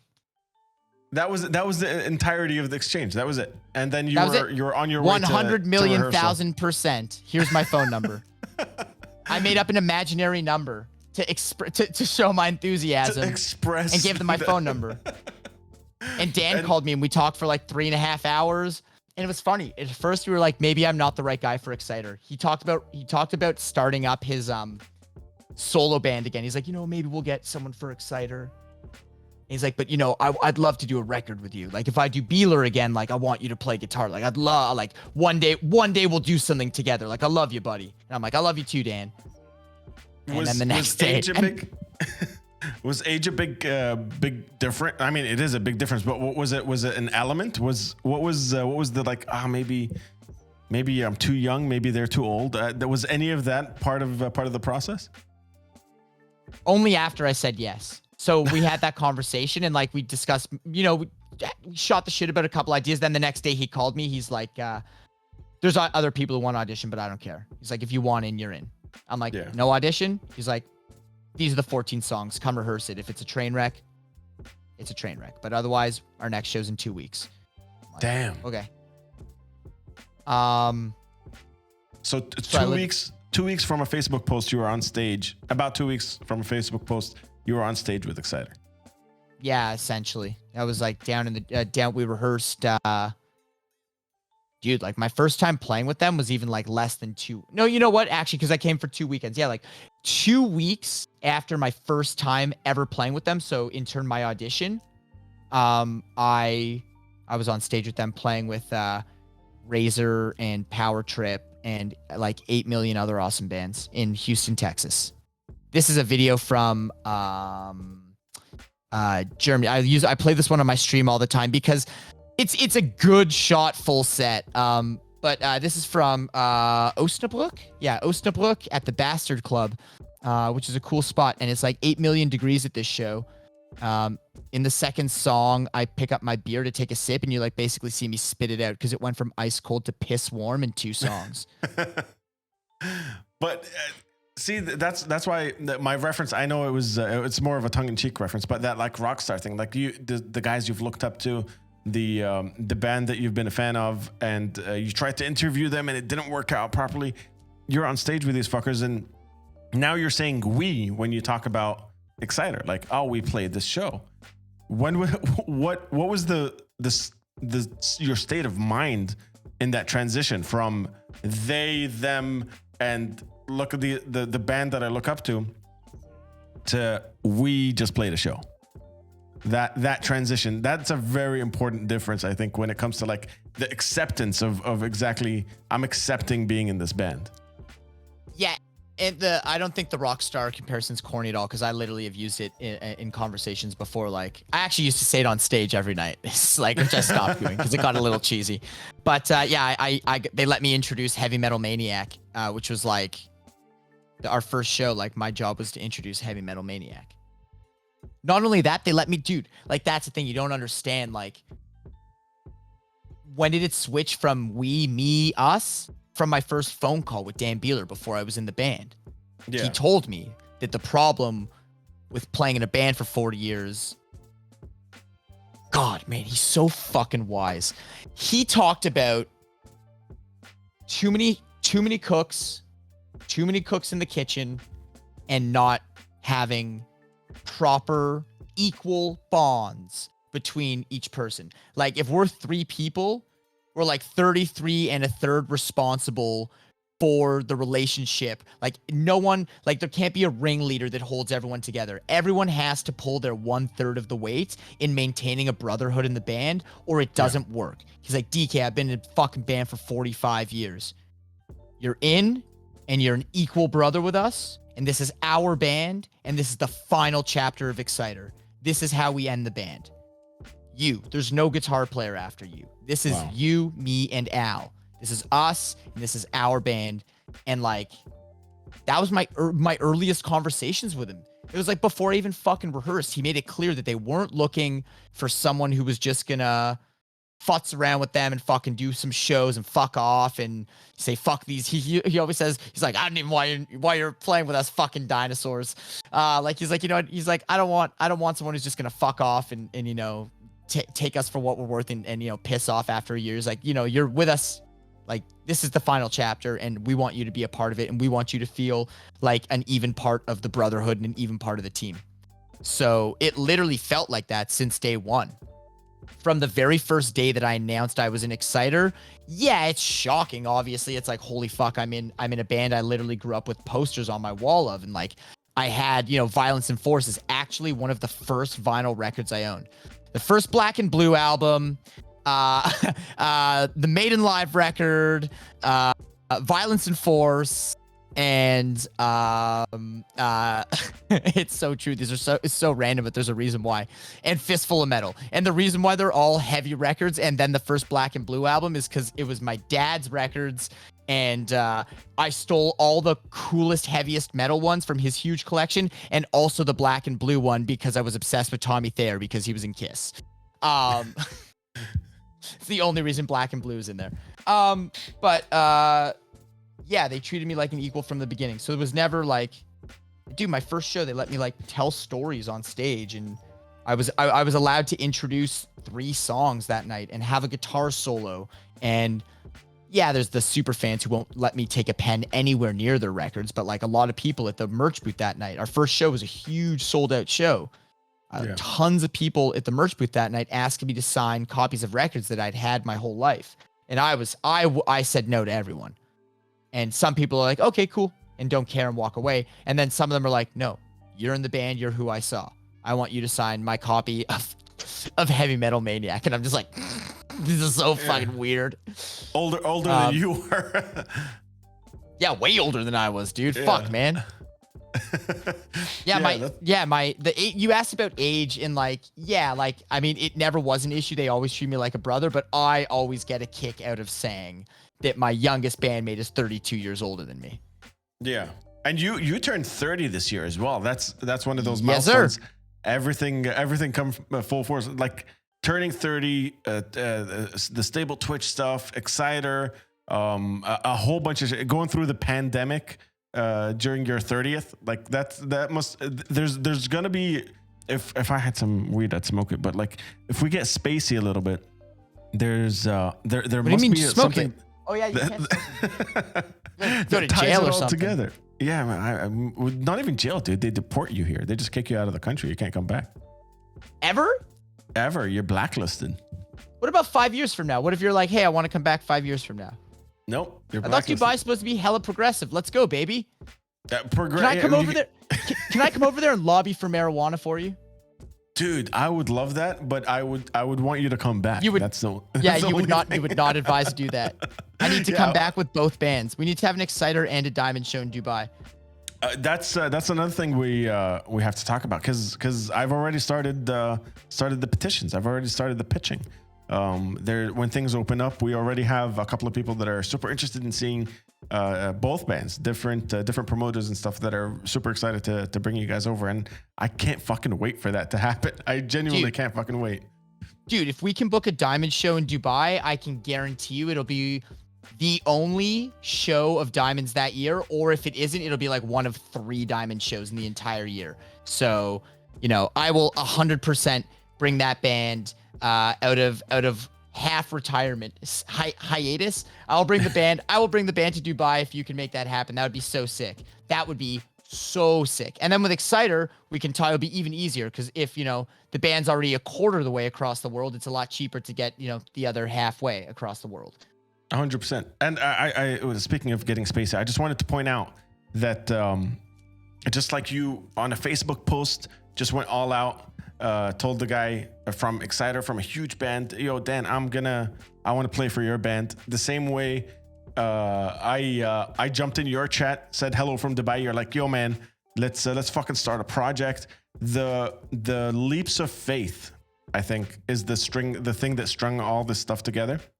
If anyone in the chat right now is looking to start a project with someone or has a favorite, I don't know, a favorite content creator, a favorite musician, a favorite anything, just reach out, man. Half the time this shit works. Half the time you end up getting Daniel Dekay in Exciter. You end up getting the fat bearded guy from the Middle East up on Banger TV. It happens. So if anyone in the chat is struggling with that, just fucking go for it. What do you think? Yes, I agree. Everyone should take risks, but I think you're maybe representing me in more of a like you're really putting a positive spin on the success. I still don't see myself as someone who's experienced a success. I don't truly think I'm like some success story. I don't at all, and there's still a lot more to do. Which it sounds funny to say that with the way you just presented all the things I do. You're presenting them in very positive lights, but I mean, everything you have to fight for. I think it's important to try new things, but there were lots of things I didn't try because I was afraid. I think that I personally feel I took a lot of calculated risks. I think that I was afraid to commit fully to a lot of things in life at different points, and I don't want to say I regret it because I'm here now and I'm on a much better path, but there were missed opportunities. There were missed opportunities that I didn't take. I don't think I'm a true success story and that I took all the leaps that I should have. But I mean, whatever your path is, as long as you end up on back on track to where you want to be, it's irrelevant how you get there. But I don't want to take that much credit that I took the leaps, because I think people should take leaps, but I was too soft to take those leaps sometimes. And I do, fuck it. I'll say it. I regret it a little bit. Is there anything in particular? Yeah, I don't wanna. All right. All right. There's things in life. There's things in life that you're gonna overthink them sometimes. Yeah. You're gonna overthink some situations sometimes, and there might be a really good opportunity you're missing out on.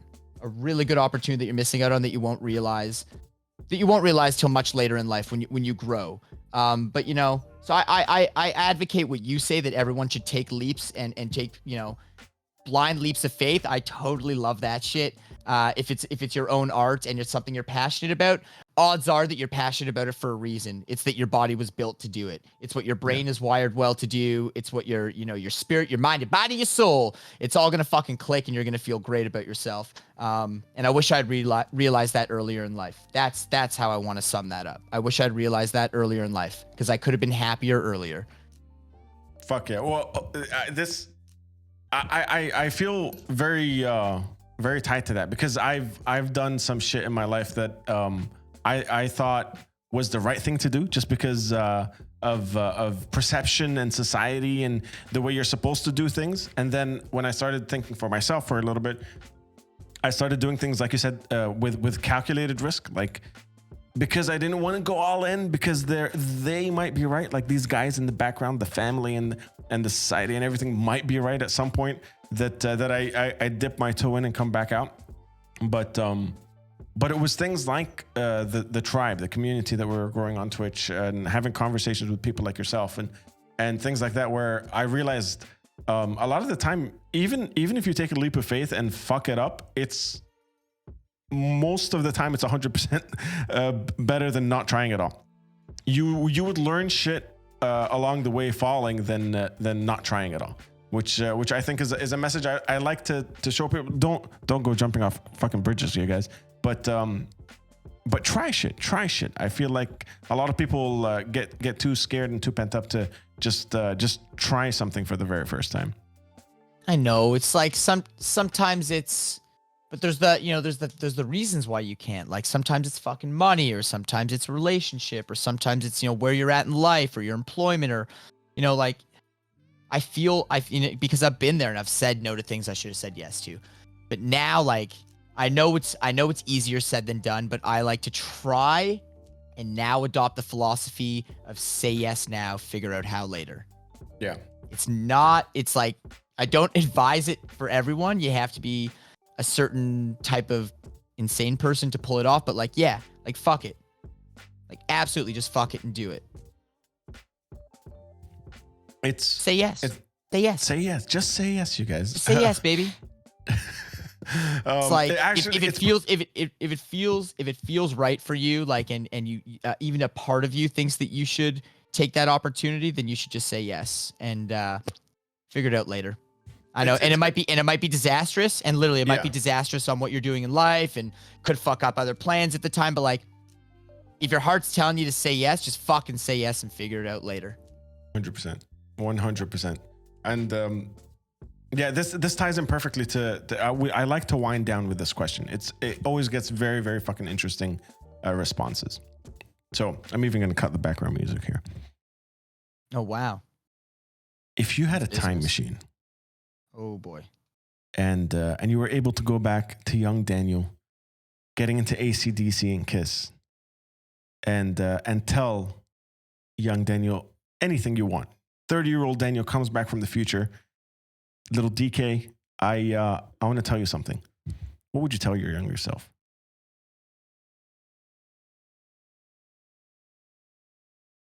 Hey.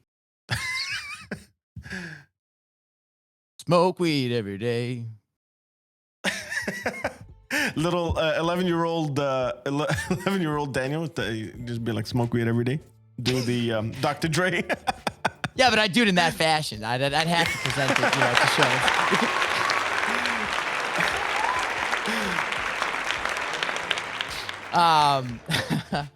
show. Everything's gonna be okay, man. Don't worry about it. Everything's gonna be okay. Yeah. I wish I was better equipped to give you the deep, thoughtful answer on that. But that's a loaded one, man. I feel like I wouldn't overwhelm 11-year-old Daniel. I feel like I just presented in that exact fashion. It's like whimsical, musical, underlying message, and that whimsical, musical message is like, everything's gonna be okay, baby. Be yourself. Yeah. See, the way, that's why I love that question, is because the way you did it is the way you would you would look back at yourself, kind of thing. And mine was very similar. When I thought about that question, that answer, mine would be just stick to your guns, like believe in yourself a little more, kind of thing. Like just do your thing more earlier. Just do your thing earlier than you have as a piece of advice. Is everyone just say money when you bring up this question? Like the first 3 answers that come in is all money related, which like I saw Bitcoin. Sure, to be rich, of course, but like would literally ruin every other element of your life. Yeah. But Marissa's got the idea. That's how you present it. Never care what people think about you. Spent way too much time. I spent way too much time caring about what other people thought. And not only that, but trying to change who I was for other people. That's the dangerous one. Never compromise yourself. You know, goes back to what I said about Twitch. Don't give a watered down version of yourself. Be your fucking self, man. Spending time with people. You know how exhausting it is to not be yourself for that many hours? Fuck that shit. That shit'll 100%. eat you alive. 100%. 100%. If people want to get rid of your money, I'll gladly help you. Yeah, me too. My Venmo is fucking I don't know. DK42069. Don't send money to that. It's not my Venmo. Don't send money to it. Do we have to bleep that? No one's gonna send money, right? Everyone that's listening to this or watching this after the fact, don't send money to that fucking. Well, I bet you it doesn't even exist. So should someone watching should just go claim that handle, and if any money comes in, you can keep it. If someone claims the handle and someone sends money to that account, please reach out to us, and I'll fucking have you on the podcast and talk about how you guys managed to do that. How you scammed a chat. That's a pretty good one. That's like modern. Yeah. That's the most modern thievery I've ever heard of. Sent $1 million. That's too many. What's the future like now? Everything's opening up. Twitch partner. You got the endorsements. We didn't even fucking talk about Knotfest at this point.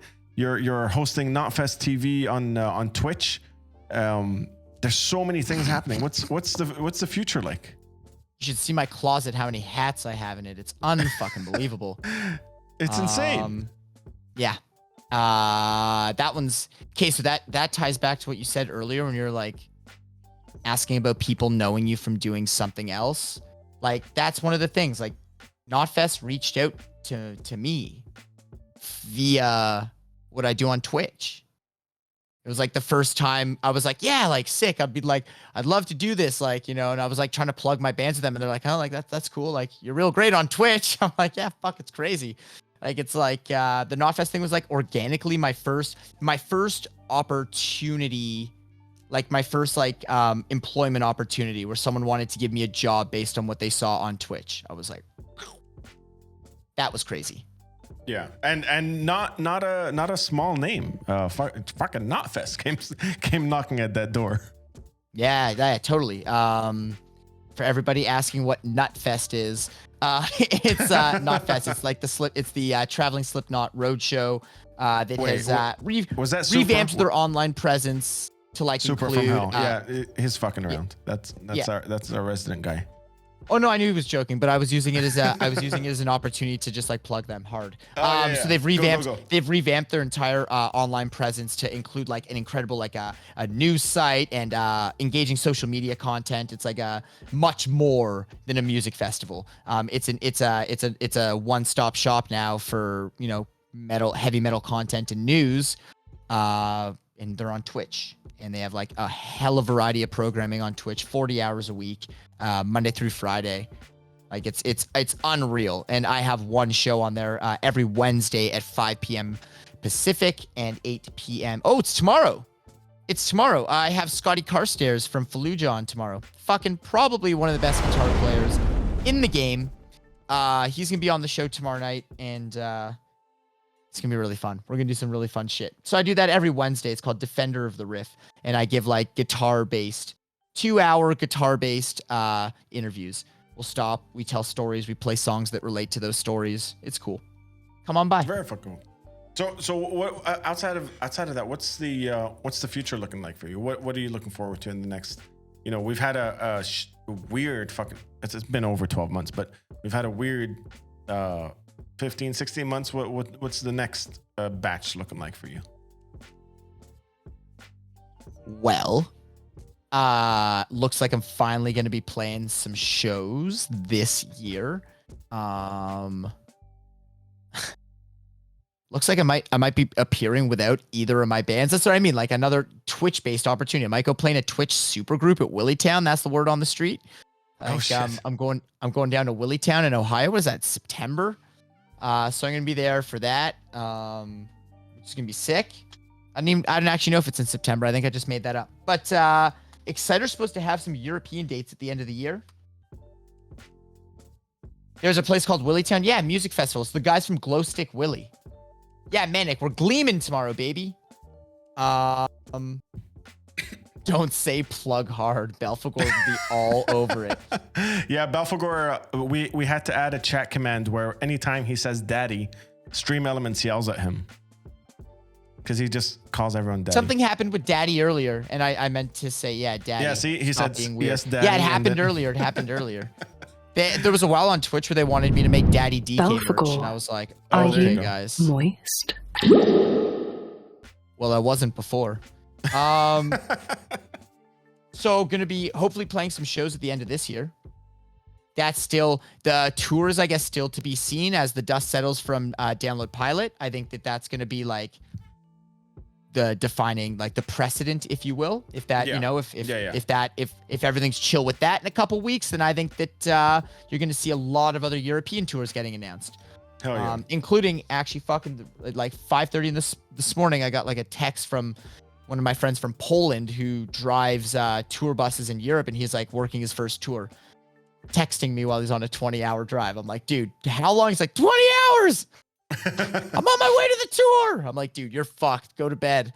But yeah, so I guess there's like already tours happening. He's on like this like goddamn like fucking what looks like a 3-month tour in Europe. So I think there's already shit starting, but I think you'll see even more international shit getting announced in the next couple weeks if all is well.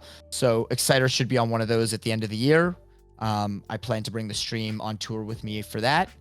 And then looks like I got shows, US dates next year. Hopefully South America early next year as well. Maybe in March it's looking like. Got some shit happening. So I'm pretty stoked about that. As always, I'm still, streaming on Twitch 4 times a week. This is literally what I do. The band doesn't make income when it's dormant. Like the band is only making income while it's on tour. So this is like Twitch has been literally not just something I enjoy doing, but like actually my entire life source, my entire income. And it's so insane to say that, but I'm like still trying to wrap my head around it. I saw my mom for the first time in 2 years, like a couple fucking weeks ago, and I told her that, and she's like, I don't think she believes me still. I think she actually still thinks I might be lying. What are friends? That's a good question. What are friends and family reacting to? You've always been the guy that went out on tours, and you've always done your own thing, as generally speaking. But now you're like, hey, I also do this insanely, absolutely new thing. What are the reactions like? It's something really fucking weird, so it's par for the course for me. All my close friends know I'm a fucking weirdo, and I'm always weirding people out with the things I end up working or doing and fucking the life decisions I make. And everyone's like, that's very DK of you. And I'm like, yep. They're like, all right, love you, man. Good to see you haven't changed at all. Like, it's just like I went to the bar the other night. I saw some of my closest friends, and they're like,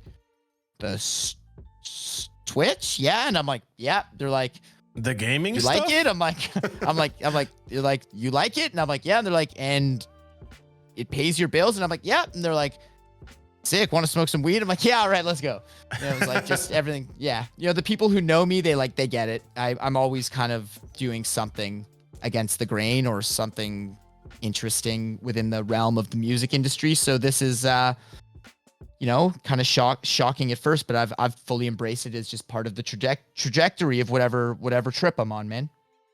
Yeah. And honestly, dude, I know I'm not very good at words when it comes to compliments, stuff like that. And you and I are just as weird at receiving them, but genuinely, I mean it when I say, like, when I watch the streams and the shit you've been doing with whether it's Banger TV or your own stuff, even with the bands, I can't play guitar, but just watching you do it is fucking inspiring, dude. It's fucking inspiring. It makes me want to up my game.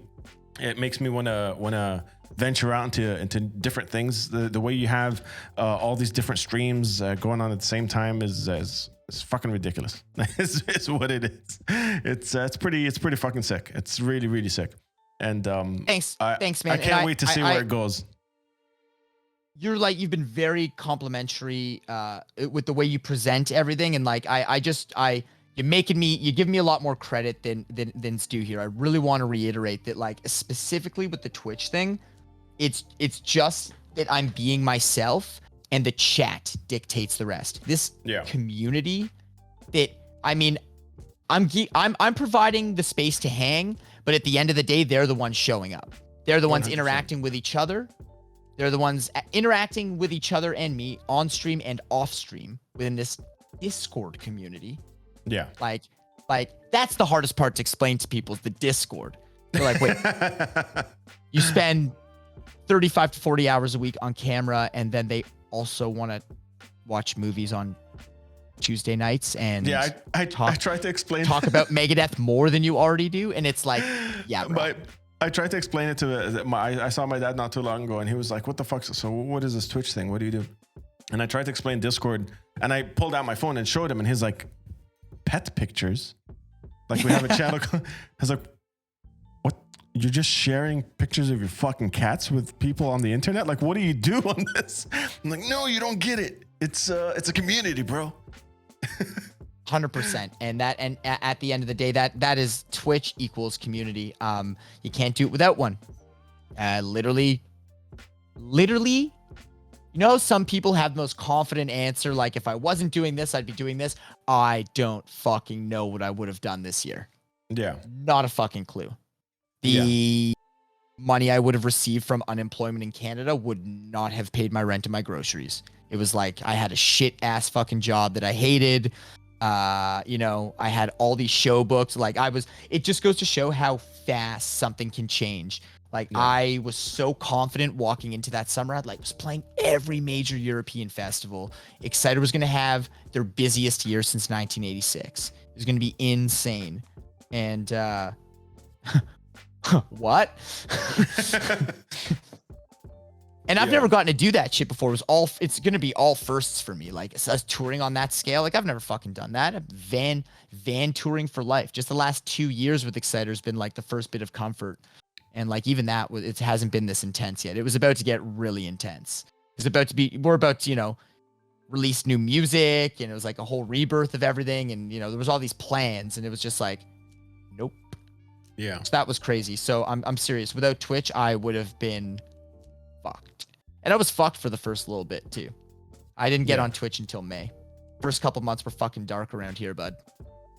I can imagine that. I didn't get on to, I think, October or December. I was on here, but it's still pretty fucking crazy that you find, like you said, things switch so fucking quickly. The community just starts to happen, and I joke about it a lot, but it's genuinely true. Like, these guys run the show. We have a lot of the commands turned off for today because of the podcast, but usually I don't even have control of the fucking music. Like, it just, everything is their call, which is pretty fucking cool.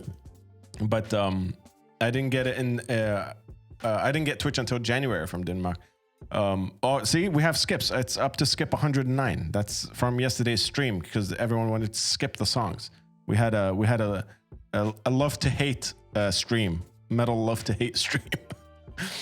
Metal that you love to hate. Oh yeah, I got tons of shit that I love to hate, and people get weirded out sometimes. They think I actually hate it. No, I love to hate it. But dude, thank you so much for having the conversation with us. And look at all that shit. Look at all that shit. The police. I know. I see all this shit. It's unreal. I know. I'm literally just looking at the chat commands and what it's doing to you.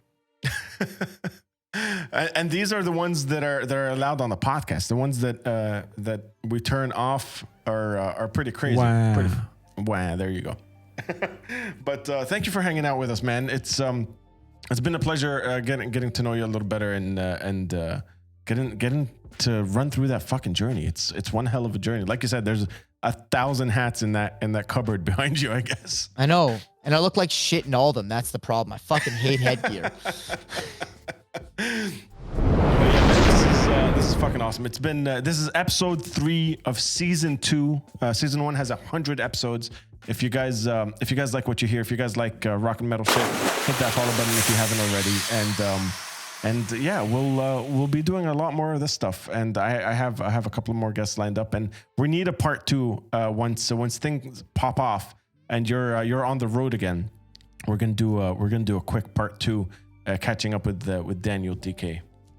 Longest interview I've ever done in my life. And this is an example of how twitchy things are these days. Like this doesn't bother me at all. Like, are you kidding me? If you'd have told me a year ago that I was going to interview someone I was going to be interviewed for 2 hours and 28 minutes, I literally would have told them to go fuck themselves. Like, I'd be like, yeah, not a fucking chance. It's my day off. I have so much to do. No, this is like normal. This is like that's just like to even show how community and Twitch has changed my perspective on life so much. I can't underestimate. Again, thank you to everyone who came today. Thank you for having me on the show. Thank you to Twitch for existing. Shit is fucking life changing and perspective changing. Love this shit. Hell yeah. We have 2 questions. I missed this. We have 2 really quick questions. Craggers, thank you for the clap from the tribe. This one's from Julian. He says, how are you so ridiculously good? At what? I'm a jerk of all trades. I'm like kind of like half good at a dozen things. And the next one, the next one is from a patron. We got Craggers from Patreon. I would like to ask you, who would you love to play a concert with, and at which venue? Well, it's a tie. It's either gotta be, if it's indoors, it's Madison Square Garden, prestige, don't care. My favorite band in the world calls it the most legendary venue of all time. To me, it's the most legendary venue of all time. So I would love to play Madison Square Garden, or let's be fucking real, Rock in Rio. With, don't know, hard question. If we can like create unrealistic circumstances, I'd love to play with a 1978 Kiss. Even better, I'd love to play with a 1976 Kiss. That'd be fantastic. If I can get even more unrealistic, I want to be Jimmy Page for one night. That'd be sick too. There you go. There you go. Hopefully that's a great question. That's a great question. That is a great question. Thanks for being on the Patreon. We really appreciate that. It really keeps things tip-top shape around here on the stream. So thank you very much, everybody who's on the Patreon. If you haven't checked out our Patreon, you can find the Unmuted Show on Patreon. Sign up for as little as very little money a month and have access to all sorts of exclusive behind-the-scene perks and access to things like priority questions during our artist podcasts. Absolutely, and you get a T-shirt, a sticker, and a mug every 3 months. Every 3 months. Every 3 months. A brand new one. It's you buy direct. Get on the Patreon, folks. Smash the follow button if you haven't yet. What an absolute badass, dude. Genuinely, thank you so much. This has been fucking fun. It's been a hell of a episode for sure. Thanks for having me. I'll see you in Dubai one day, 100%. You just got to tell me when, and we're there. 100%. And you guys don't go anywhere. We're about to we're gonna raid someone. There's a bunch of different people online, but this guy is playing rock and metal right now and has 7 people on. Who? This is DJ Von Drago. Oh yeah, that guy's good. Let's go mess his stream up. Let's go. Just what are we gonna say, Daniel? As soon as we get over there, what are we all yelling at him? We gotta think of something. Well, what's he playing? Like, I don't even know what we're walking into. It doesn't matter. The thing is, we could all say sleazy. Do you guys all want to yell sleazy at the same time? Let's all just get over there. Keep it. Yeah, stay sleazy. Stay sleazy. Stay sleazy. Stay sleazy. Are you excited? Yeah. Any, you know what? Just pun it up. Just be punny. Just be as punny as possible. Just be as punny as possible. Sleazy, use excited. Use the unmuted emotes. Use the DK emotes if you got them. Just Hell yeah. have some fun and be like, that's the thing is no matter what they say, here's how you make it fun. No matter what they say, just like really don't stop. Just fucking bring the heat and just make them be like, oh my God, this is the craziest raid ever. That's the goal. 100%. That's the way we do it. 100%. Let's blow it up. Let's blow it up. Hell yeah. You guys ready for this? Daniel, thank you so much. It's tradition around here to officially end the episode to have the guest in any manner, in any fashion, say, hit the outro. So whenever you're ready, you can end this podcast.